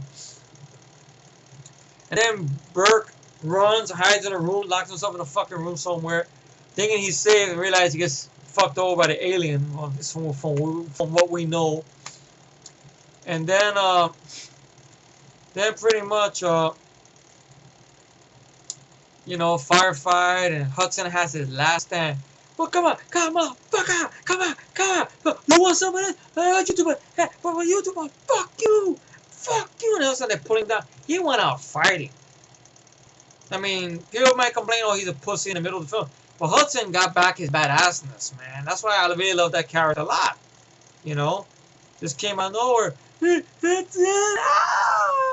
gets pulled away. Naturally, we assume he's been killed or whatever. And great scene where Alien jumps right over Michael Biehn. Michael Biehn is like, it fires on. Now, I don't know why the acid didn't hit him because it's Michael Biehn. Acid's not gonna hit him, at least not until later on in the film. And the chase is a great set piece because they try to go into the room where Burke is at, but they realize a xenomorph is in there, so they can't go in there. And then Newt leads them into the air ducts, which I know it's a movie air ducts, but fuck it, it's a great place for a firefight and a chase. Which, you know, they got to get to their airstrip right there because now the remote ship, Bishop, is brought in the drop ship there. The ship is on its way, ETA, 15 minutes, run away. And Vasquez is firing, fucking up xenomorphs. One tries to jump down on her. She fires on it up close and personal with the pistol. The face, right in the face. But naturally the acid gets on her leg. And the xenomorph is just crawling away fucked up. And now, this is Gorman's moment to make up for him freezing in the first act when his men were attacked, his platoon was attacked, the unit was attacked, and how he just froze there. Now, Gorman has his moment to make up for that. He gives Hicks the order to go on ahead. He comes back for Vasquez. I liked it that though. Okay, he froze. A lot of his soldiers got killed because he didn't know what to do. He just froze there. and everything like that. He knows Ripley saved him and his men, so he pays her back by covering them and getting Vasquez. He has his pea shooter, his pistol, just like grabbing Vasquez, and just pa pa pa pa, shooting the almost like that. And he knows he's out of bullets. And I like where Vasquez, you always were an asshole, Gorman. He sees him there. He sees the grenade. He hits the grenade. Vasquez sees that because he knows that they get him. They're gonna be, taken the cocoon or face eaten or whatever, and blow each other up. See, that's how you do self-sacrifice the right way. Not like they did in the bullshit which they tried to rip off with Predators when the Special Ops Russian guy did it with the stupid Predator, the big giant fucking black super pussy or whatever. Shit. This did it better. Of course, Newt falls into this area where the water's at and everything. But she has the little detector or whatever. Hicks goes down there. She's underneath there. Replay! Goes there. Very good scene. The Xenomorph takes her away. And Ripley tries to go, she's alive! She's alive! I know! I believe! We gotta go! Come on! Let's go! And of course, good sequence with the elevator. Very holy shit sequence as well. Because they always make me jump out of it. I never expect this coming. A Xenomorph comes out of the fucking water nowhere and tries to attack the elevator. Hicks fires his pulse rifle at it, kills it, but the acid gets on his armor, and Ripley tries to get the armor off him. And I guess half of it gets on his face a bit, and once again, Michael Biehn's being carried out. Like in the Terminator, in the climax, remember? He got shot by Arnold. Linda Hamilton had to carry him out all the way to that little factory or whatever, and everything like that. Same thing here. Then ironically, Navy SEALs too. I don't know if that's a thing Michael Biehn had or whatever. I don't know. But it's Ripley's movie, and everything like that. And he goes, we got time? Plenty. 25 minutes. We're not leaving. We're not. And they go take the dropship and they fly it into the processor right there. That's where the nest is at. And Ripley gets extra ammo, extra pulse rifles. She scotch tapes, not scotch tapes, she electric tapes it together, gets a grenade belt. She's ready to kick some fucking ass. Xenomorph ass. And then some. I first saw this kid like, wow, Swan was a badass. Yeah. Then I found out off camera, I hate guns. I don't like it. It gives you a feeling of immortality. And everything like that, especially after firing them. But it's only a movie, Sigourney Weaver. You're acting. That's why you won the fucking Oscar. Which I'm going to get to more in the next film. Watch for it. Watch. I know you'll love it, Matt. Watch. So, he goes in for Newt. I guess you got that scene that's on the Blu-ray, deleted scenes or whatever, where you finally see Burke, that he was taken by the Xenomorphs, and how Ripley hands him a grenade and everything like that. And then I guess we hear an explosion back. We get the idea. I guess she was killed. But I don't know. It's not on my DVD, but I just throw that out there. And great sequence with the score, when she's coming out of the elevator with the flamethrower, the pulse rifle, and the little detector with Newt's tracking device. Beep, beep, beep, beep, beep, beep, beep. And I first saw this, I got a little sad when I first saw it when I was a kid. I'm like, oh my god, they killed a kid. And how Sigourney picks up that detector and she's like crying. And they're like, because if Newt would have died there, she would have went into that nest just to fuck everybody up, pissed off now. But one good sequence when we see Newt is all gooeyed up there in a spot somewhere. And a facehugger is about to attack her and she's screaming, ah! Ripley hears her, runs, and he goes, Ripley! It fires on the fucking facehugger, and even on one fucking warrior alien that comes and attack her, so, and then gets her out of there, grabs her, and while they're running and stuff, end up going right into the nest. And we're introduced to the most awesome, I would say, next to the T-800, and next to I'll put this right up there next to the T-800, the Endo, the Terminator design. And right behind this, I will put the Creature and Leviathan, of course. Other stuff Sam Winston did. The Queen Alien. In practical, actually, people in suits made this come to life. And Jimmy wants to talk shit about, oh, I should have been CGI. Why? This was an actual fucking costume with a couple of people working it and everything like that. Great done. I mean, a hydraulic head. Very, very beautiful. Amazing. Great introduction. The way the camera moves, you see a fallopian tube laying out an egg and it pans up. And then you see like it looks like something else. And you see the mouth. And then you see like surrounding the room with the eggs. A couple of warrior aliens there and the shadows. Looks there. And there's no dialogue in the moment. It's just done by just reaction. Just Ripley making a fucking point to the Queen. Fires the flamethrower back at both of the aliens. They back off and stuff. They're about to walk back out. And then all of a sudden, one of the facehuggers open up. I like that the look Ripley gets like really like, give me a fucking break. Like, fuck that. Then lights up all the fucking embryos on fire. Fires on the eggs. And you could tell there's retribution right there. Like if someone could do an edit, like when you guys do tributes to this or whatever, you know, when she's firing on those eggs and you see her face going like this and that, just imagine all the shit she's thinking back at. Of all those colonists in the opening of the film, of the facehuggers haunting her nightmares, or the nightmares she's been having at the events of the first film. All that aggression, all that fear. Now she's face to face with it. And she's not backing down. And she's brrr, brrr, brrr, with the scourge against her. Behind you. Brrr, brrr, firing the grenade launcher, fucking up the floating. All that other shit. And the Queen's. Then she lights the whole fucking place on fire. Takes off the fucking grenade thing. Throws it. Boom! Blows up. And everything. They run out of there. The Queen is pissed now. Now this bitch is pissed. I'll bring that later, a word up later on. Pulls out of the tube. And runs and walks after.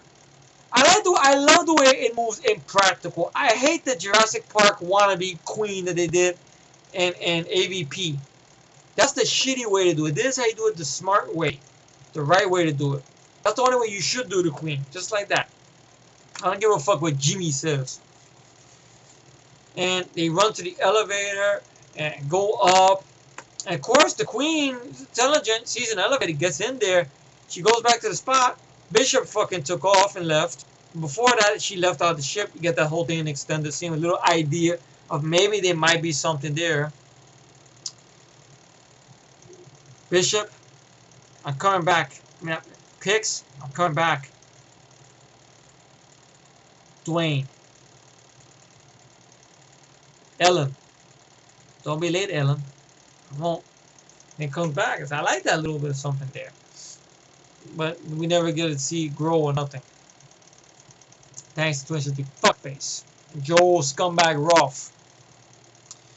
But go in. She's out of ammo. She's out of the gas or the flamethrower. She throws the gun down. The place is blowing up around her. Pretty much the processor. And the Queen comes out with a great score popping up. And she tells Newt, close your eyes, and all of a sudden you hear that great score, Bishop's countdown. Ben, Ben, Ben, Ben. Come on, get on, get on.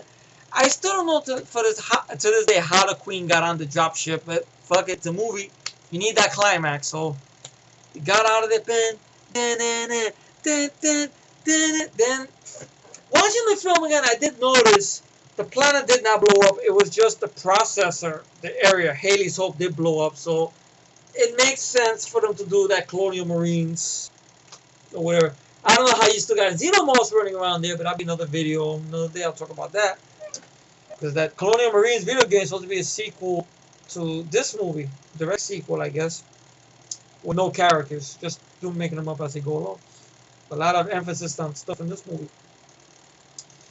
So, you know, you came back for me. And then they go make it back to Sulaco. Hicks has been sedated. Now Bishop has won the trust of Ripley. Great moment. And sorry about that. I had to get out of there. Everything's become very unstable. I had to go back around. You did good, Bishop. I did? Oh, yeah. You did. And he smiles a little bit. And then, I know it was designed to be like a false scene. Like it might be a chest burster coming out of it, but it was well done. It wasn't a chest burster. And I know Lance Henriksen got very ill doing this because the liquid that he had to spit out got left out and he caught food poisoning, so he was throwing up a lot, really. And he gets stabbed by the Queen very viciously, man. And then pulled apart and thrown. Pah! His legs are thrown in one spot and his fucking one part of his body's thrown here. Very good effect. Even though I know there was a funny story about Tom Woodrow Jr. talks about how they kept throwing the dummy version they made of Lance Henriksen. He kept landing in weird positions like this.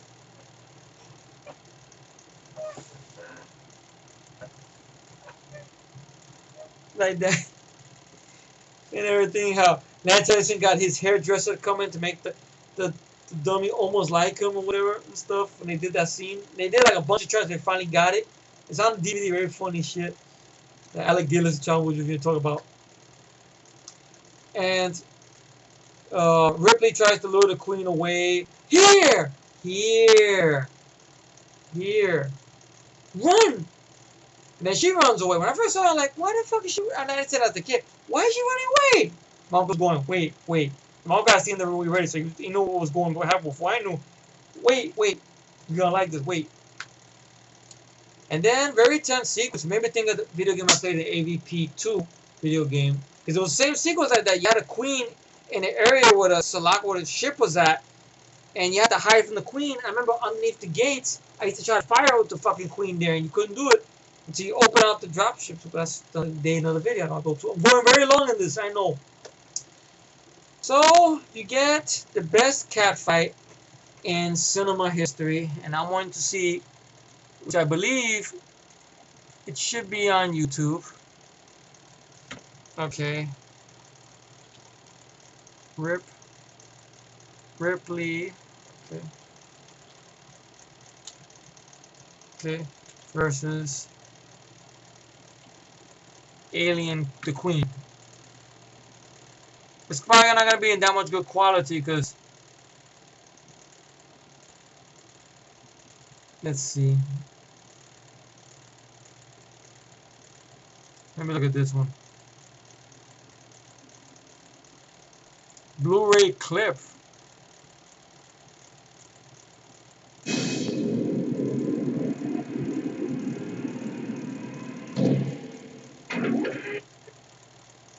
Okay, folks, it's a Blu-ray clip. Hopefully this review doesn't get shot down, but let's see what happens here. Move my bottle to the side. Let me see, maybe I could... That's just a clip. Let me see if I could get to the actual battle, maybe. If I could do it.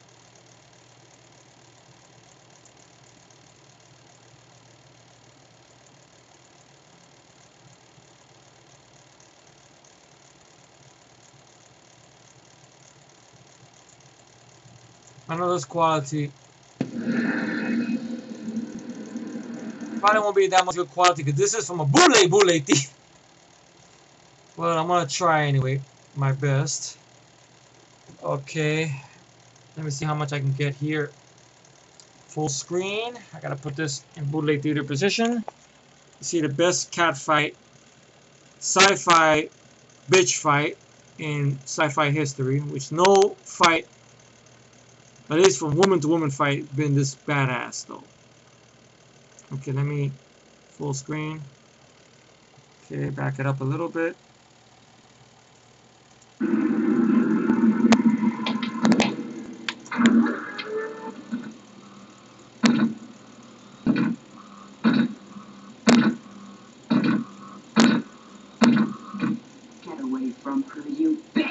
Yeah! Shit, I want a power loader, man.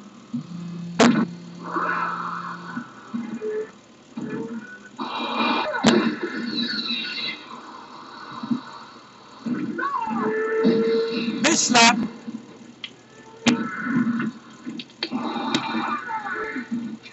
That's right. Get some.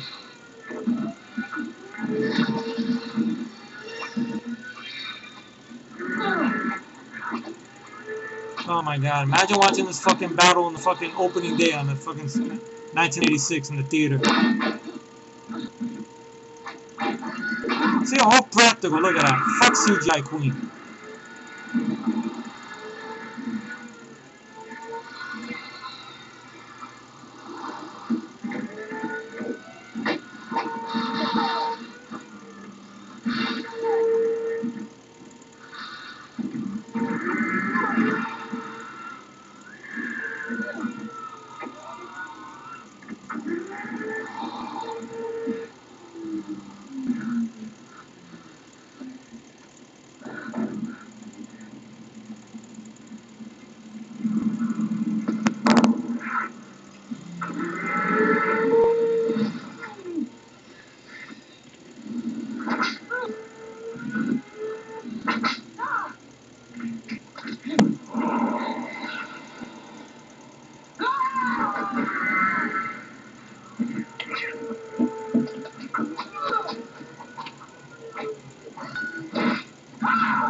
Oh shit.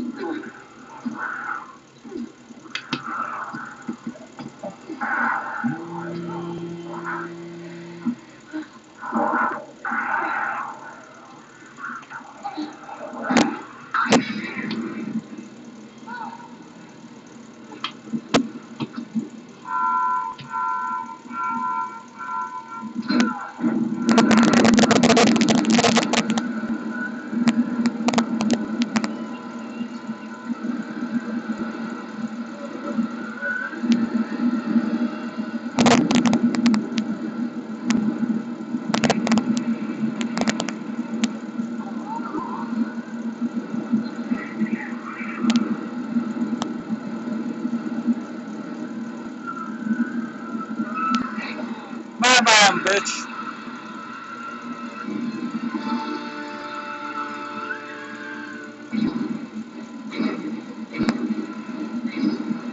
You know, James Horner's badass score.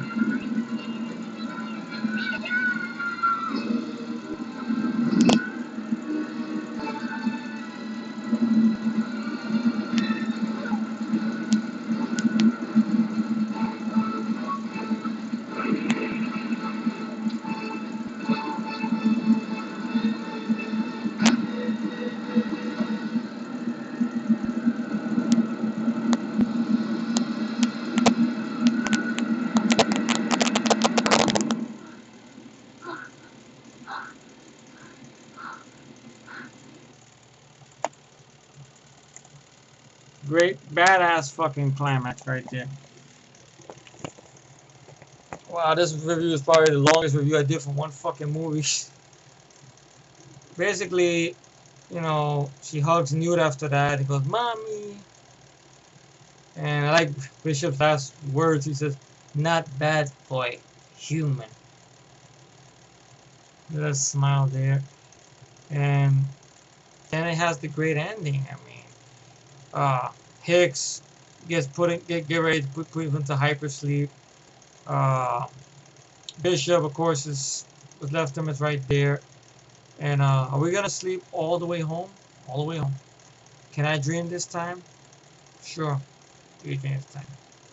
Take a little moment there. Then the movie ends.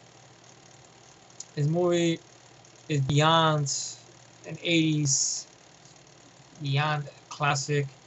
It's not dated. I still have a good time.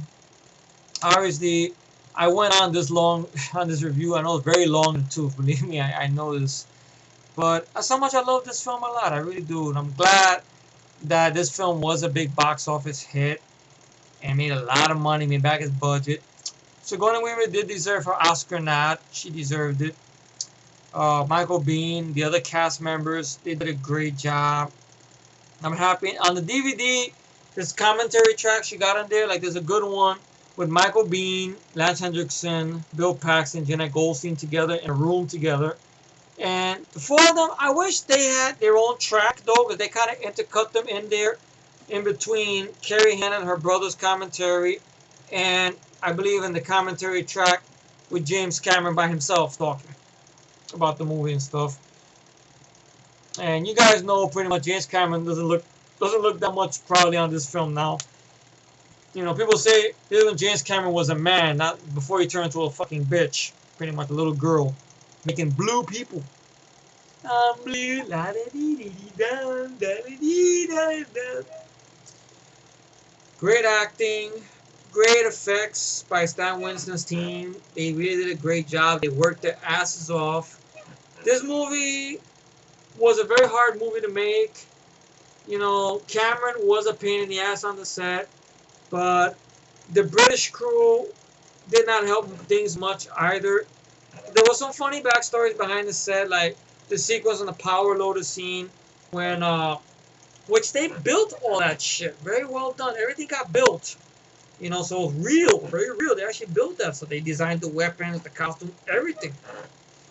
And the guy was the stunt guy who was controlling the suit behind Sigourney Weaver, some stunt guy named John or whatever.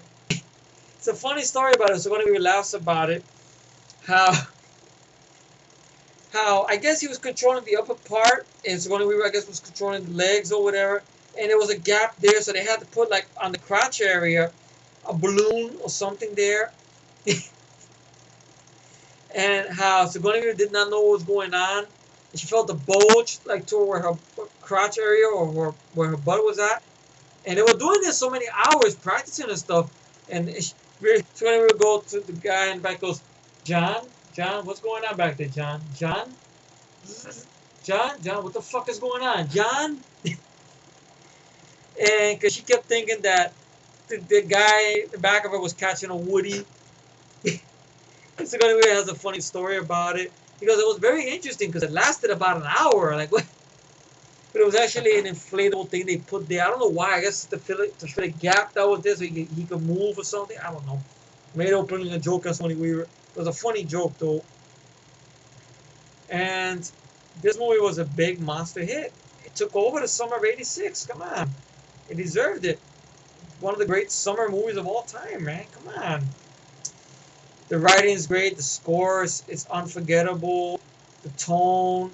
I wish James Cameron would go back to being James Cameron instead of being a blue man, opinionated pussy that he is nowadays. Really. He's lost his ball sack since Titanic. I would say his last good movie he made was True Lies, in my humble opinion. That was it. I don't know what the fuck happened to the man afterwards. Because I miss this dark tone, you know, action, little bit of horror stuff. James Cameron. I miss this James Cameron. With this movie, with the Terminator. I miss that James Cameron. I really do. I really, really do. So, I got no problems with this film. Everything is perfect. The designs are perfect. Everything's perfect. I've gone on long enough. My score for the film is from 1 to 10. I give it a 12. You like it more than the first one? Yes, in ways, because I was introduced to the movie first. This is my introduction to the movie. This is the one I watched the most growing up. I watched the first Alien film when I was already 10 years old. I saw this movie first. This is what I was introduced to. And that movie became my favorite Halloween film. You guys know why. I mentioned in the other video. So, this to me wrapped everything up. It crossed the fucking teeth. It dot the fucking I's. So, 12 out of 10 is the rating for this. And the words of James Cameron, he says at the end of the commentary. Then Alien 3 comes and everybody dies. Then he kills everybody off. Which that's sad, though. That's why I don't own that in my collection. I don't want to own it in my collection. But there's an interesting backstory behind that film, which you find out next up. But thank you all for tuning into this very, very long-ass review. I mean, very long review. It is Jeffrey. And, game over, man. Game over. Game over. Game over.